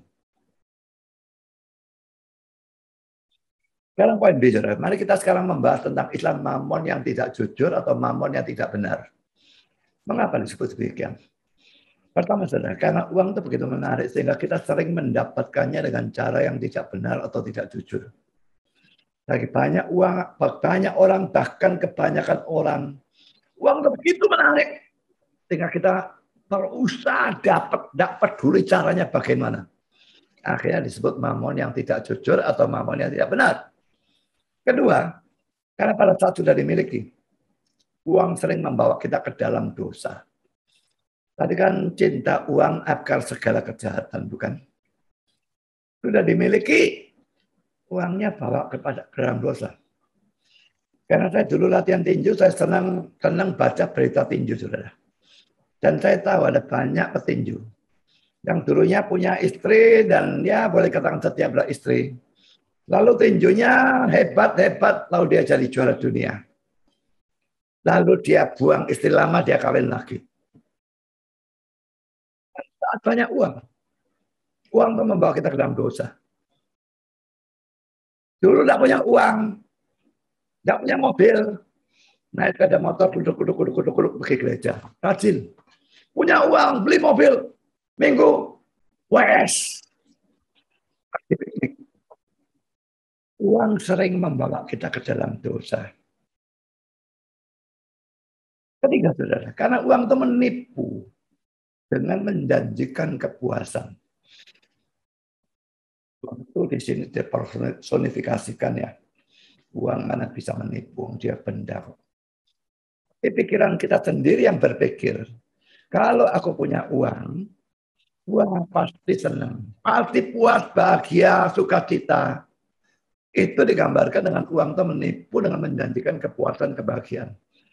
Tapi pada waktu terjadi sungguh-sungguh kita punya uang banyak, ternyata janji itu palsu. Pemikiran kita salah. Uang ternyata tidak mendatangkan kepuasan atau apapun juga. Pengkhotbah 5:9, siapa mencintai uang tidak akan puas dengan uang. Pokoknya cinta uang itu tidak memungkinkan orangnya mengalami kepuasan dengan uang. Dan siapa mencintai kekayaan tidak akan puas dengan penghasilannya. Mau uang miliknya itu naik jadi berapapun triliun, tetap tidak puas. Penghasilannya naik bagaimanapun juga tidak akan puas. Orang yang bahagia itu adalah orang yang puas dengan yang dia miliki, dengan penghasilannya. Sebaliknya orang yang kaya bagaimanapun kalau dia tidak puas, dia tidak bahagia.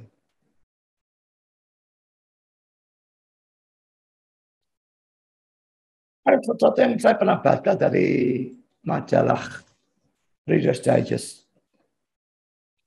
Judul What Money Cannot Buy. Uang tidak bisa beli. Money will buy a bed but not sleep. Books but not brains. Food but not appetite. Finery but not beauty. A house but not a home. Medicine but not health. Luxuries but not culture. Amusements but not happiness.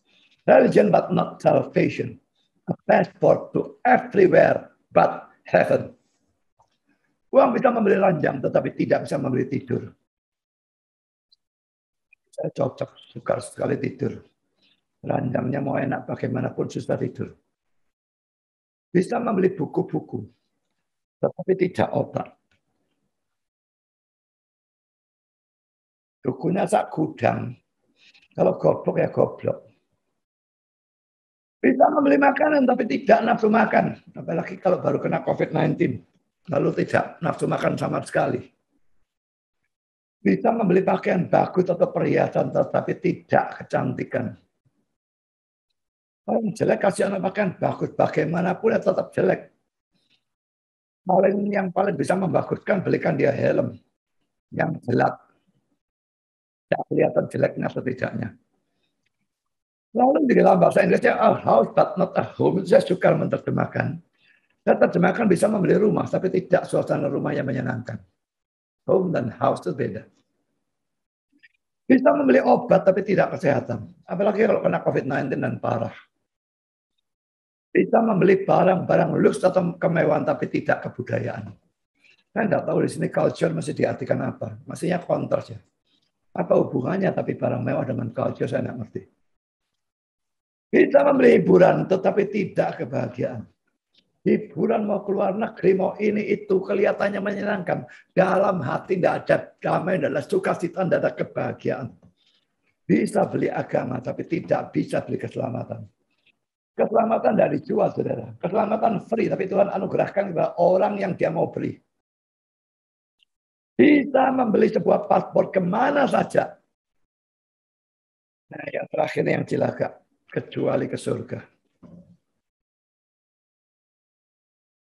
Terkaya dengan Tuhan saudara bisa pergi kemanapun.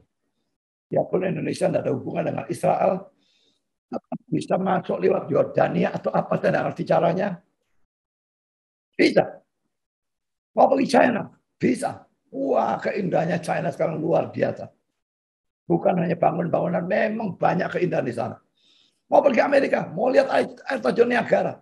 Mau pergi Australia, teman-teman yang indah. Mau pergi Eropa, banyak teman-teman yang indah. Hawaii. Tidak kemana saja, bisa. Tapi kebahagiaan sejati, jangan mimpi. Itu cuma kesenangan di luar. Sukacita yang semu lahiriah, sebentar hilang. Tapi paling cilaka, uang tidak bisa membeli keselamatan. Dan bisa beli sebuah paspor kemana saja, tapi tidak ke surga. Ini luar biasa mengerikan. Untuk memperingatkan terbahaya dari uang inilah Yesus berkata, aku berkata kepadamu sesungguhnya sukar sekali bagi seorang kaya untuk masuk ke dalam kerajaan surga. Karena godaannya banyak bagi orang kaya. Lagi aku berkata kepadamu, lebih mudah seekor unta masuk melalui lubang jarum daripada seorang kaya masuk ke dalam kerajaan Allah. Keenam, uang tidak bisa digabungkan dengan Allah. Ke-13, seorang hamba tidak dapat mengabdi kepada dua tuan. Karena jika demikian, ia akan membenci yang seorang dan mengasihi yang lain. Atau ia akan setia kepada yang seorang, tidak mengindahkan yang lain.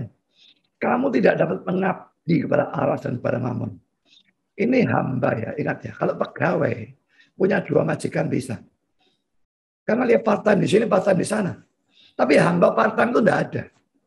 Hamba itu milik tuannya. Mengabdi dua tuan, tidak bisa. Dia tidak bisa mengabdi kepada Allah dan kepada Mammon. Menjadi hamba Allah, hamba Mammon. Tidak bisa. Jadi perhatikan, bukan dikatakan tidak boleh saja, tapi dikatakan tidak dapat. Dan dengan ayat ini. Yakobus 4 ayat 4. Hai kamu orang-orang yang tidak setia. Tidakkah kamu tahu bahwa persahabatan dengan dunia adalah bermusuhan dengan Allah? Jadi barang siapa tidak menjadi sahabat dunia ini yang menjadikan dia musuh Allah. Ayat 2:15. Janganlah kamu mengasihi dunia dan apa yang ada di dalamnya. Jikalau orang mengasihi dunia, maka kasih akan Bapa tidak ada di dalam orang itu. Kita mengasihi dunia, mengasihi uang, dan pura-pura mengasihi Bapa bisa. Pura-pura. Orang bisa tidak tahu. Tapi Bapa tidak bisa tidak tahu. Dalam ayat 31, 24, 25, 28. Jikalau aku menaruh kepercayaan kepada emas dan berkata kepada kencana, engkaulah kepercayaanku. Jikalau aku bersuka cita karena kekayaan besar dan karena tanganku memperoleh harta benda yang berlimpah-limpah. Ayat 28, maka hal itu juga menjadi kejahatan yang patut dihukum oleh hakim. Karena Allah yang di atas telah kuingkari. Kalau sudah percaya kepada uang, Ada uang, ini jaminanku. Saudara mengingkari Allah yang di atas dan saudara patut dihukum. Kalau kitab suci secara jelas menyatakan bahwa Allah tidak dapat digabungkan dengan uang. Maka ada sesuatu yang menyedihkan bahwa saat ini begitu banyak gereja atau orang Kristen yang percaya dan mengajarkan teologi kemakmuran. Banyak anak Tuhan juga, biarpun bukan teologi kemakmuran, tapi menjadikan pendeta itu jabatan pendeta yang mulia itu sebagai profesi. Membuat semua itu menjadi sesuatu yang menyedihkan, pathetic. Orang seperti itu memang pathetic. Tujuan pelan untuk Tuhan, bukan tujuan memuliakan Tuhan. Tujuannya uang. Hamba Tuhan yang khotbah cuma sekali di gerejanya. Selebihnya khotbah-khotbah tempat lain untuk dapat duit di sana-sana. Kalau di sini HR dari gereja tetap. Ini bukan hamba Tuhan, ini hamba uang. Dan mayoritas model begitu, bukan? Alasannya, jemaat bosan kalau aku khotbah terus. Berarti kamu tidak punya karunia khotbah atau kamu tidak persiapan dalam khotbah. Berarti kamu tidak seharusnya di hamba Tuhan.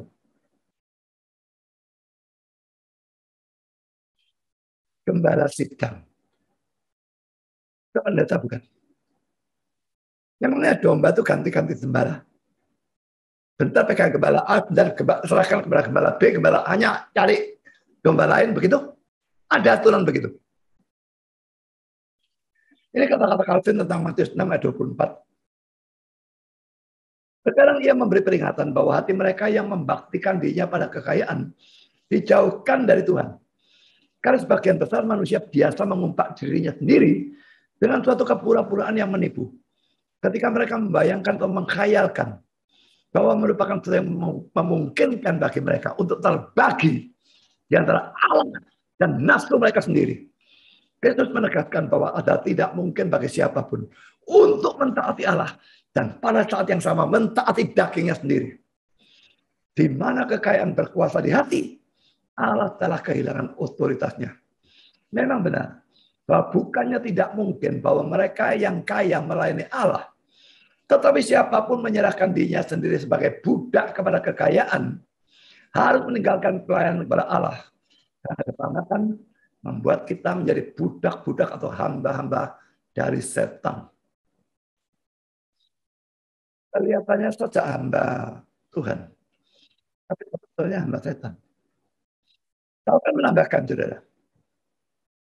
Apa yang di sini dikatakan secara khusus berkenaan dengan kekayaan, bisa secara benar diperluas kepada setiap sifat buruk atau perbuatan jahat yang lain. Karena Allah di mana-mana menyatakan pujian kepada ketulusan dan membenci hati yang bercabang.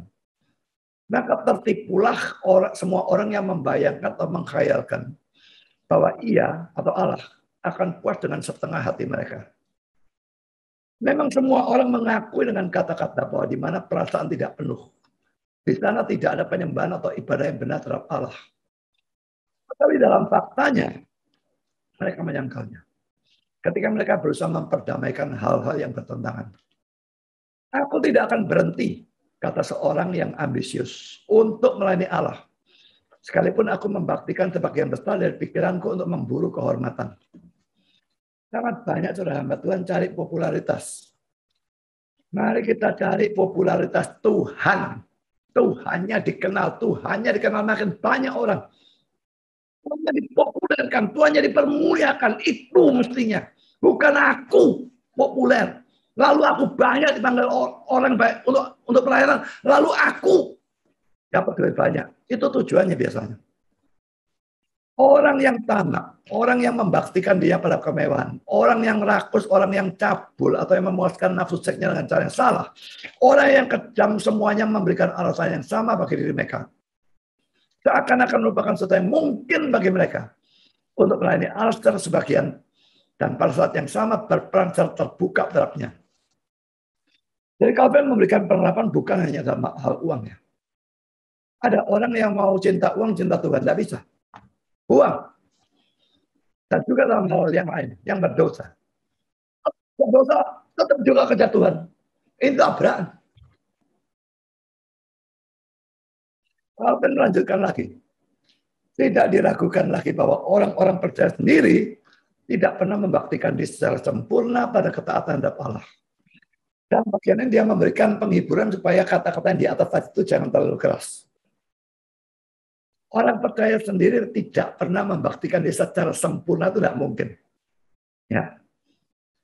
Sehingga tidak ditarik dari hal itu oleh keinginan-keinginan berdosa dari daging. Tidak ada. Tidak ada orang percaya bisa sempurna seperti itu, tidak ada. Tapi karena mereka mengeluh di bawah belenggu yang terkutuk ini. Jadi mereka terbelenggu masih dalam dosa-dosa tertentu. Dan mereka mengeluh, tapi mereka tidak senang. Pasti aku tidak bisa buang ini. Dan tidak puas dengan diri mereka sendiri. Dan memberikan tidak lebih dari pelayanan yang dilakukan dengan tidak rela dan segan kepada daging.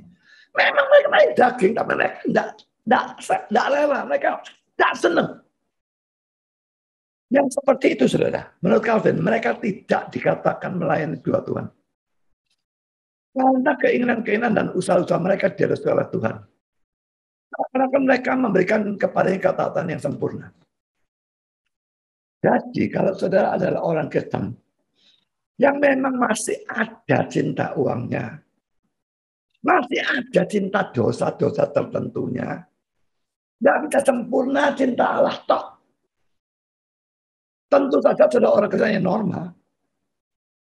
Selama saudara cinta uang dan cinta dosa ini masih ada, tapi saudara benci ini,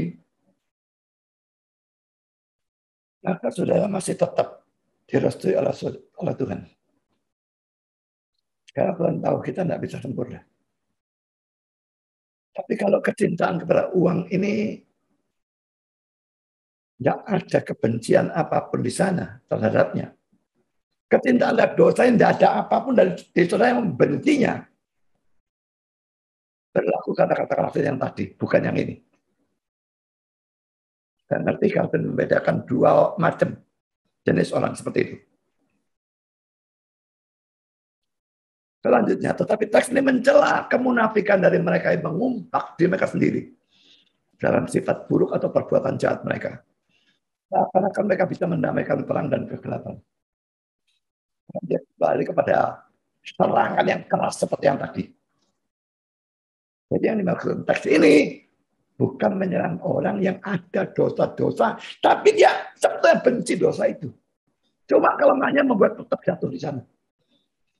Tapi kalau orang itu memikirkan bisa mendamaikan uang dengan Allah, bisa mendamaikan terang dengan gelap, dan sebagainya, dan terus mau melayani Tuhan, saudara dianggap bukan pelayan. Termasuk dalam poin yang ketiga, sikap yang benar terhadap uang. Mengutamakan Allah lebih daripada uang, ayat 13. Dalam Bapak berkata demikian, melayani Allah tidak pernah bisa merupakan suatu pekerjaan paruh waktu atau pekerjaan pada waktu luang. Ada banyak pendeta seperti ini tadinya. Part-timer. Kalau saudara part-timer di suatu gereja karena gerejanya tidak mampu mengambil full-timer atau masih dalam masa percobaan, itu lain. Tapi banyak pendeta yang sebetulnya sebutannya full-timer. Tapi dalam hakikatnya dia part-timer. Karena pelayanannya sambil lalu, dia ambil pelayanan lain, kerjaan lain. Orang yang serius jadi hamba Tuhan. Suka cari waktu. Saya selalu kelabak dengan urusan waktu. Seandainya saja ada 48 jam sehari. Seandainya setiap saya capek, langsung bisa tidur. Setengah jam, seger lagi, kerja lagi. Saya suka tidur, tidak bisa seperti itu. Dan kalau waktu itu kepingin lebih banyak lagi untuk Tuhan. Lebih banyak belajar. Lebih banyak berkhotbah dan sebagainya. Orang lain justru kepingin part-time. Santai-santaian. Sekali seseorang memilih untuk melayani Allah, setiap saat dari waktunya dan setiap atom dari kekuatannya menjadi milik Allah. Sadar itu? Allah adalah Tuhan yang paling eksklusif. Atau kita menjadi miliknya secara total, atau tidak sama sekali. Jangan melayani Tuhan part-timer. Seluruh waktu, tenaga, pikiran untuk Allah. Kedua, menggunakan uang untuk kekekalan. Ayat 1-9 kembali pada perumpamaan bendahara yang tidak jujur.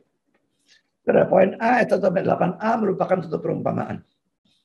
Dan poin penekanan dari perumpamaan ini adalah apa yang dia lakukan dalam ayat 4. Apa yang bendahara lakukan dalam ayat 4? Aku tahu apa yang akan aku perbuat supaya apabila aku dipecat dari jabatanku sebagai bendahara, ya kan dia belum akan. Ya, orangnya akan nampung aku di rumah mereka. Kedua, ayat 8a. Lalu Tuhan itu memuji bendahara yang tidak jujur itu karena ia telah bertindak dengan cerdik. Kalimatnya jelas ya, dipuji bukan karena tidak jujurnya, tapi karena dia bertindak dengan cerdik, memikirkan masa depan. Mencurangi tuannya, tapi berbuat baik kepada orang, supaya orang itu nanti membalas kepada dia. Penekanannya bendahara ini memikirkan masa depan dengan cara cerdik. Sebetulnya cara bulus itu ya. Tapi memang bulusnya tidak dipersoalkan. Cerdiknya dipersoalkan. Dia cerdik karena memikirkan masa depan. Berarti kontraknya berlaku. Saudara bodoh, dungu, kalau saya tidak memikirkan masa depan. Pujian seperti ini bukan sesuatu yang aneh. Kenapa tidak jujur kok dipuji? Ini sama seperti kalau ada orang bisa membobol bank yang penjaganya luar biasa hebatnya. Mencuri ternyata mencuri kekayaan bank itu. Orang muji, waduh hebat ya. Penjaganya banknya itu luar biasa. Dia bisa membobol luar biasa. Apa kita muji rampok? Tidak. Muji maling? Tidak. Tapi kehebatannya, kelihayannya di dalam mencari cara membobol penjagaan yang luar biasa. Itu yang dipuji. Sama seperti ini. Dia bukan dipuji karena ketidakjujurannya, kecurangannya, tidak. Tapi karena dia cerdik, dia memikirkan masa depan. Berarti yang tidak memikirkan masa depan itu dungu. Kalau mengira sudah cerdik, karena cari duitnya pinter. Sangat mungkin itu belajar dungu. Kalau pikirkan hanya uang dan tidak pikir masa depan. Sekarang poin B, ayat 8b. Sebab anak-anak dunia ini lebih cerdik terhadap sesamanya daripada anak-anak terang.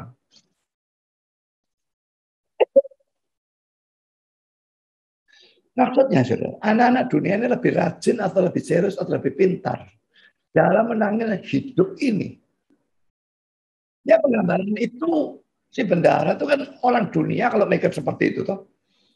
Tapi lebih rajin, lebih serius, lebih pintar dalam menangani hidup ini daripada anak-anak Allah dalam berusaha mendapatkan pahala di surga. Bendahara itu pintar. Orang dunia pintar. Menangani hidup ini. Bagaimana kalau dipecat?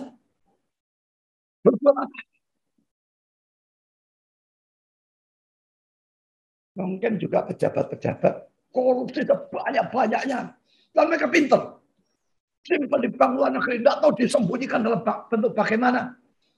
Dan kalau misalnya dipermasalahkan duit banyak ini bisa menolong aku. Masuk penjara pun penjara kayak surga. Kita kenapa? Dalam hal itu mereka pintar. Anak-anak Allah. Tidak mikirkan masa depan.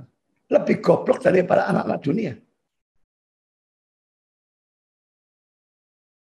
Mari kita mikirkan masa depan. Masa setelah kematian. Dan menggunakan uang untuk mendapatkan harta di surga. Poin C. Ayat 9. Dan aku berkata kepadamu, ikatlah persahabatan dengan mempergunakan mamon yang tidak jujur. Supaya jika mamon itu tidak dapat menolong lagi, kamu diterima dalam kemah abadi. Saudara, ikatlah persahabatan. Maksudnya mengikat persahabatan dengan Allah. Bukan dengan manusia. Itu bukan dengan menyogok Tuhan. Karena dia tidak bisa disogok. Tapi dengan menggunakan uang secara benar dan bertanggung jawab kepada Tuhan. Itu mengikat persahabatan dengan mempergunakan namanya tidak dibutuhkan uang. Ikat persahabatan dengan Tuhan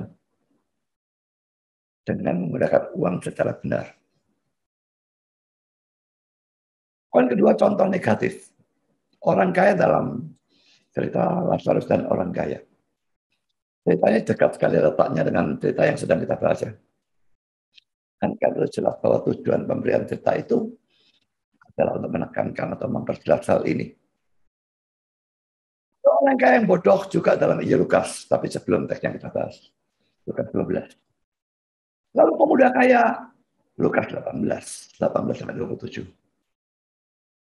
Jual miliknya, berikan orang miskin. Balik ikut, dia tidak mau. Lebih cinta uang daripada Tuhan. Contoh negatif ini. Contoh yang lain, Lot yang memilih daerah Sodom dan Gomora demi uang. Contoh lain lagi Achan yang mencuri harta Yeriko.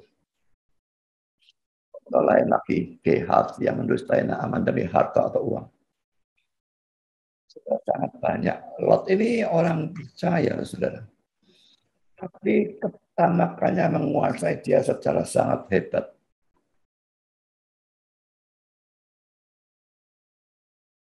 Kalau contoh yang positif. Poin A, janda miskin yang memberikan persembahan 2 peser. Ajaibnya. Contoh positifnya bukan orang kaya. Contoh positifnya orang yang sangat miskin.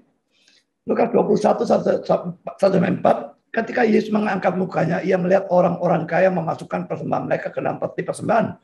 Tapi bukan ini yang dipuji oleh Yesus, bukan orang kaya ini. Ia melihat juga seorang janda miskin memasukkan 2 peser ke dalam peti itu. Lalu ia berkata, aku berkata kepadamu sesungguhnya janda miskin ini memberi lebih banyak daripada semua orang itu. Sebab mereka semua memberi persembahannya dari kelimpahannya. Tapi janda ini memberi dari kekurangannya. Bahkan ia memberi seluruh nafkahnya.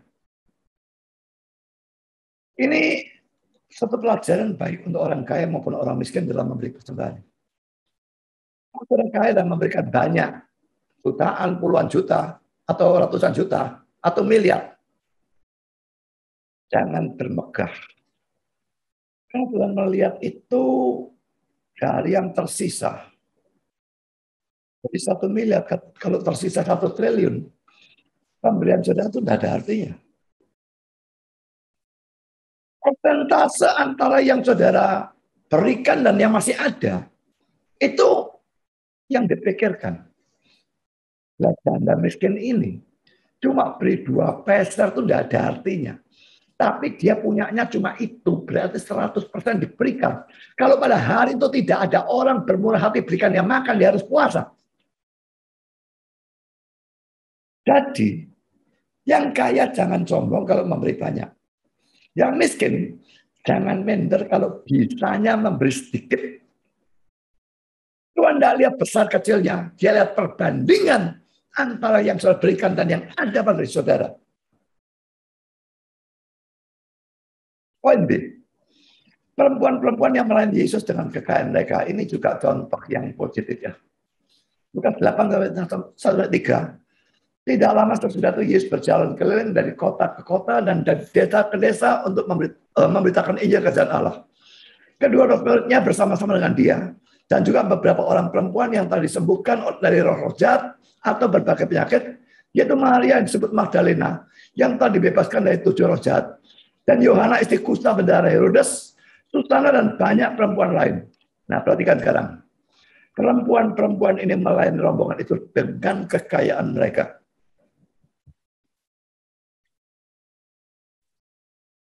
Itu perempuan tidak dihargai, saudara, sangat direndahkan.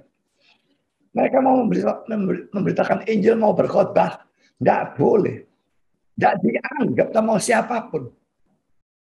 Tapi mereka bisa melakukan sesuatu dan mereka kaya. Mereka gunakan kekayaannya melayani rombongan itu.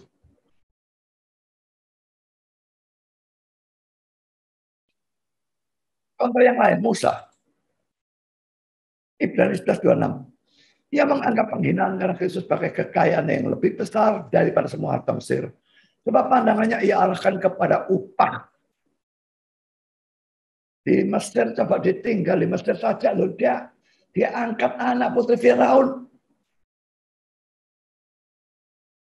Tapi dia tinggalkan itu. Tuhan panggil dia. Dia militer, anak bunuh. Anak-anak menderita, sudah memimpin 3 juta orang yang tegar tengkuk, itu sudah penderitaan yang luar biasa. Ditambah lagi hidup di padang gurun, tambah lagi gara-gara mereka 40 tahun keliling. Dia rela anggap penghinaan karena Kristus supaya kekayaan yang lebih besar daripada semua harta Mesir. Pandangannya ia arahkan kepada upah. Dia tidak mau. Dia lebih pikirkan hidup yang akan datang. Dia rela gila. Kan gitu. Apa yang lain Daud? Ayub 1:24. Tetapi berkata Raja Daud kepada Ornan, bukan begitu, melainkan aku mau membelinya dengan harga penuh. Sebab aku tidak mau mengambil milikmu untuk Tuhan dan tidak mau mempersembahkan korban bakaran dengan tidak membayar apa-apa. Saya lupa kenapa dia kepingin tanah itu untuk buat korban, tapi pokoknya dia mau itu. Dan orangnya mau kasihkan. Ini raja gratiskan saja. Daudnya bilang enggak. Beli harga penuh. Karena aku tidak mau mempersembahkan korban bakaran dengan tidak membayar apa-apa. Kalau saudara adalah orang yang senang segala sesuatu secara gratis. Piknik maunya gratis, makan maunya gratis. Semua maunya gratis. Renungkan sikap Daud yang justru tidak mau gratis dalam memberi persembahan kepada Tuhan. Seandainya hukum tentang persembahan persekutuan dihapuskan seperti yang dimimpikan, dikhayalkan oleh banyak orang bodoh. Banyak orang bodoh dan pelit. Seandainya betul-betul dihapuskan. Saya senang. Wih, gratis PP. Gak usah bayar. Yang bisa aku hambur-hamburkan itu terus tambah 10%. Enak. Begitu. Saya kalau dapat duit lebih banyak senang.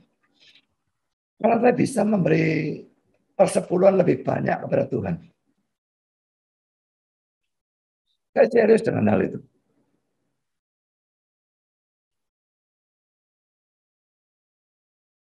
Saya banyak orang senang hukum PP dihapuskan. Pelit, tipik, ngomong kosong. Argumentasinya tolol semua kok. Sekarang poin E, saudara. Bangsa Israel pada saat pendirian kemah suci. Keluaran 36, 2-7. Lalu Musa mengambil Bezalel dan Aholiab dan setiap orang yang ahli. Yang dalam hatinya telah ditanam Tuhan keahlian. Setiap orang yang tergerak hatinya untuk datang melakukan pekerjaan itu. Tuhan gerakkan orang-orang untuk membangun kemah suci. Lalu ayat 3, mereka menerima daripada Musa seluruh persembahan khusus yang telah dibawa oleh orang Israel untuk melaksanakan pekerjaan mendirikan tempat kudus. Tetapi orang-orang Israel itu masih terus membawa persembahan sukarela kepada Musa tiap-tiap pagi. Dan segala orang ahli yang melakukan seluruh pekerjaan untuk tempat kudus itu datanglah masing-masing dari pekerjaan yang dilakukannya. Dan berkata kepada Musa, rakyat membawa lebih banyak dari yang diperlukan untuk mengerjakan pekerjaan yang diperintahkan Tuhan untuk dilakukan. Kalau ceritanya berhenti sampai di sini, dan yang jadi Musa ini pendeta-pendeta yang banyak pada zaman sekarang yang mata duitan itu, kira-kira ayat 6-nya berbunyi bagaimana? Pendeta itu akan berkata kalau dia di tempatnya Musa kepada para ahli itu. Para ahli kan bilang, rakyat membawa lebih banyak daripada yang diperlukan. Saya cukup ini. Pendeta kan, yang diberikan lebih banyak. Rakasnya bukan main. Puji Tuhan, bukan pendeta-pendeta itu yang jadi Musa.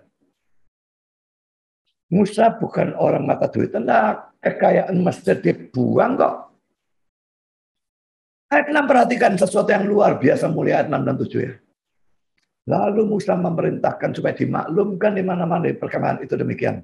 Tidak usah lagi ada orang laki-laki atau perempuan yang membuat sesuatu menjadi perkemahan khusus bagi tempat kudus. Demikianlah rakyat itu ditegak membawa persembahan lagi. Sebab bahan yang diperlukan mereka telah cukup untuk melakukan segala pekerjaan itu bahkan berlebih. Pikirkanlah saudara, apakah ada gereja? Katakanlah dia mau bangun gereja, lalu wah jemaatnya memberikan persembahan. Dan dia mikir, wih ini sudah cukup ini. Oh, dia cukup. Tidak terkumpul katakanlah 3 miliar atau 5 miliar. Secukup ini jadi gedung yang sangat bagus sudah. Kebagusan sudah. Masih terus beri. Dia stop atau dia biarkan terus. Mungkin malah dikatakan, waduh masih kurang banyak, masih kurang banyak. Ini kelompok-kelompok bajingan mafia dalam gereja ini banyak bukan main, memuakkan bukan main.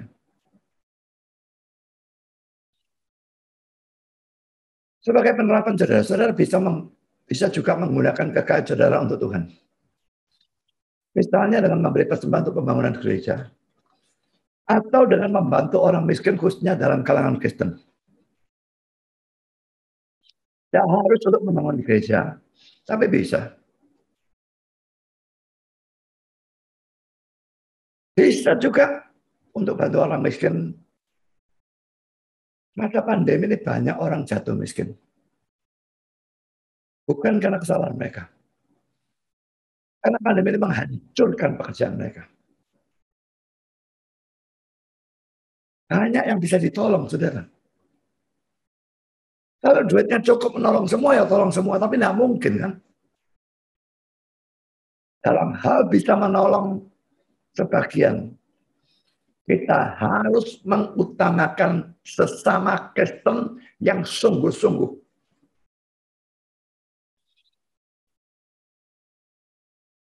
Galatia 6:10, karena itu selama masih ada kesempatan bagi kita.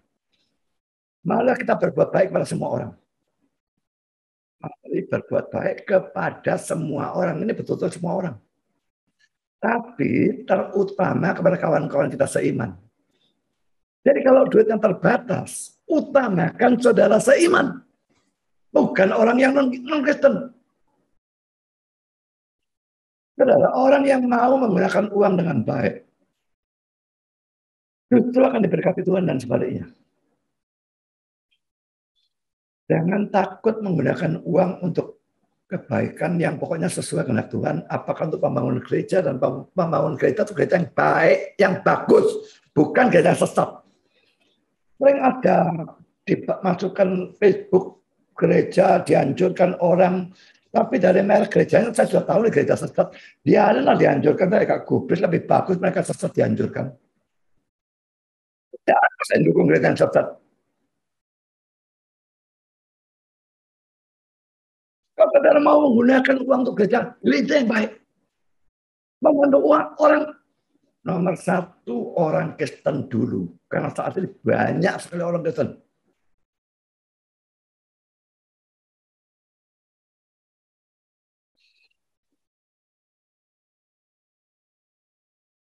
Orang Kristen yang kekurangan duit karena pandemi. Ada orang Kristen yang butuh uang karena kena kanker dan tidak punya biaya pengobatan. Orang itu mungkin saat ini ikut menonton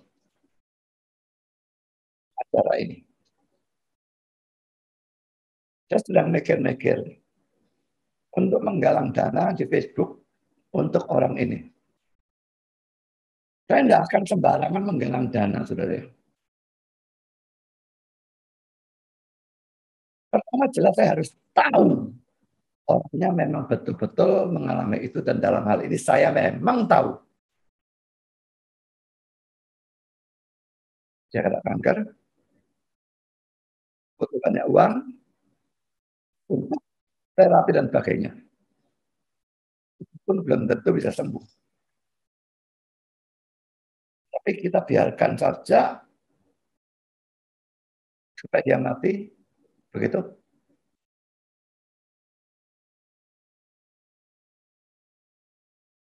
Jadi saya ini sekaligus suatu pengumuman dan nanti mungkin kalau orang itu setuju, saya masih minta persetujuan dia.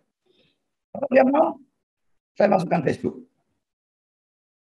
Menggalang dana, dan penyakitnya, pengobatannya biaya betul, butuh biaya berapa dan sebagainya. Sudah 2 kali saya pernah menggalang dana seperti itu. Pertama untuk Paulus Roy tempo hari waktu mesti operasi. Dan kedua untuk papanya Pendeta Esra waktu matanya hampir buta. Ini dan harus operasi di Jakarta atau Tangerang waktu itu. Saya menggalang dana. Dan banyak orang memberi. Mereka bisa percaya pada saya tidak sembarangan untuk menggalang dana. Kalau saya tidak tahu, saya tidak mau. Saya tahu orang ini, dan sepanjang yang saya bisa lihat dari orang ini, dia orang Kristen sejati. Dan dia butuh uang bukan karena ketolong dia. Karena uang kan mau apa lagi.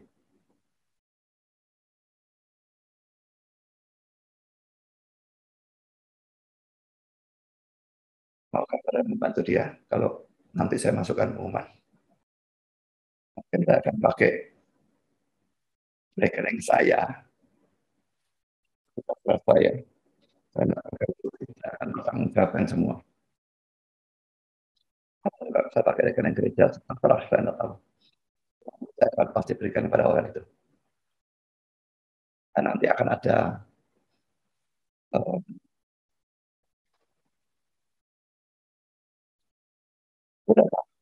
gunakan uang dengan baik.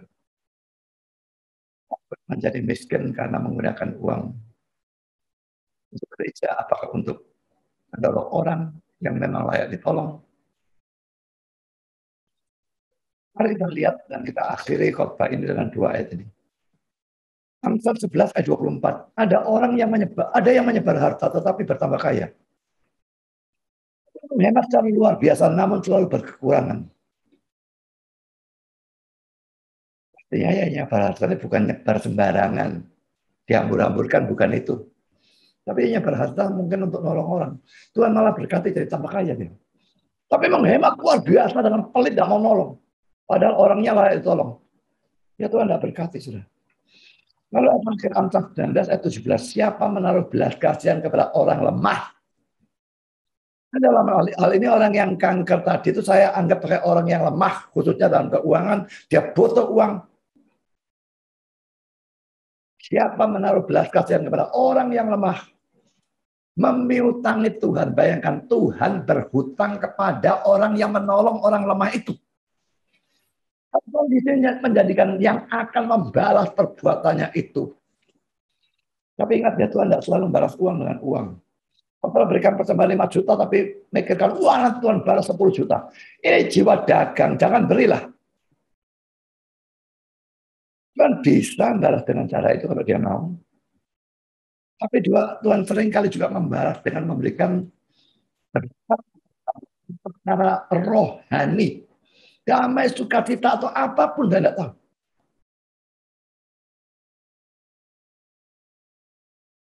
Saya saudara bersama-sama saudara. Menggunakan uang dengan baik. Uang cinta uang.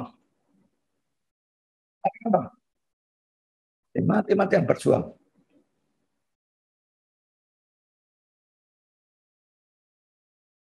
Dan gunakan dengan baik. Salah satu langsung bisa praktek. Siapa yang saya ajarkan ini? Nanti pada waktu orang itu setuju dan saya umumkan di Facebook. Siapa mau membantu? Mari kita membantu. Tuhan berbuat saudara.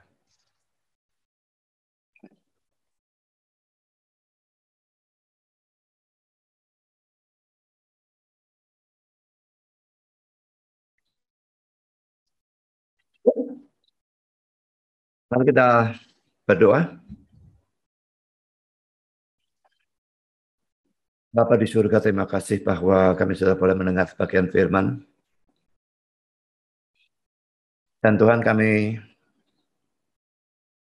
sadar bahwa mungkin semua dari kami, banyak atau sedikit, masih punya rasa cinta uang. Karena sangat jarang orang yang berhasil menghapus totalkan dosa itu dari hidupnya. Setidaknya tolong kami membenci hal itu. Dan tidak menuruti. Apalagi kalau kecintaan kepada uang mendorong kami melakukan hal-hal yang jelas-jelas salah.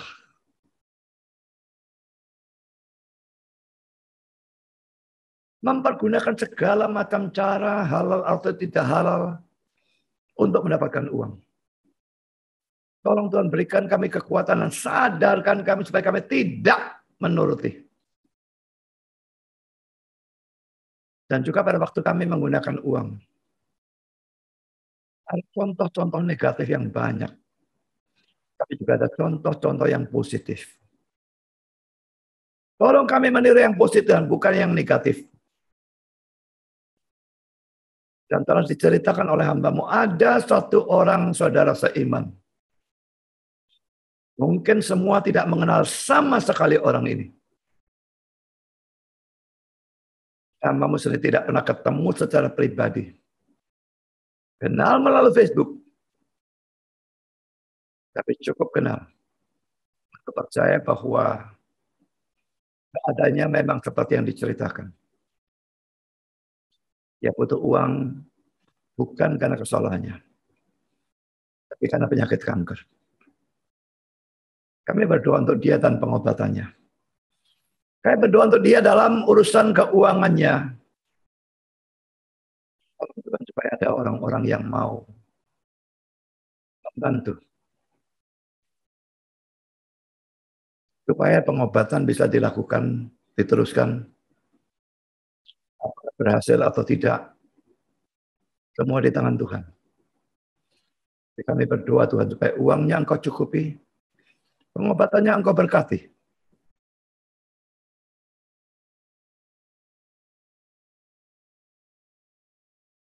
Gerakan banyak orang Tuhan. Bahwa yang ikut acara ini, maupun yang nonton videonya, maupun yang di Facebook nanti pada waktu pengumuman diberikan. Gerakan orang-orang untuk menolong. Saudara kami ini bisa dibantu dalam usahanya menyembuhkan penyakit kankernya. Terima kasih Bapak. Kami Yesus berdoa.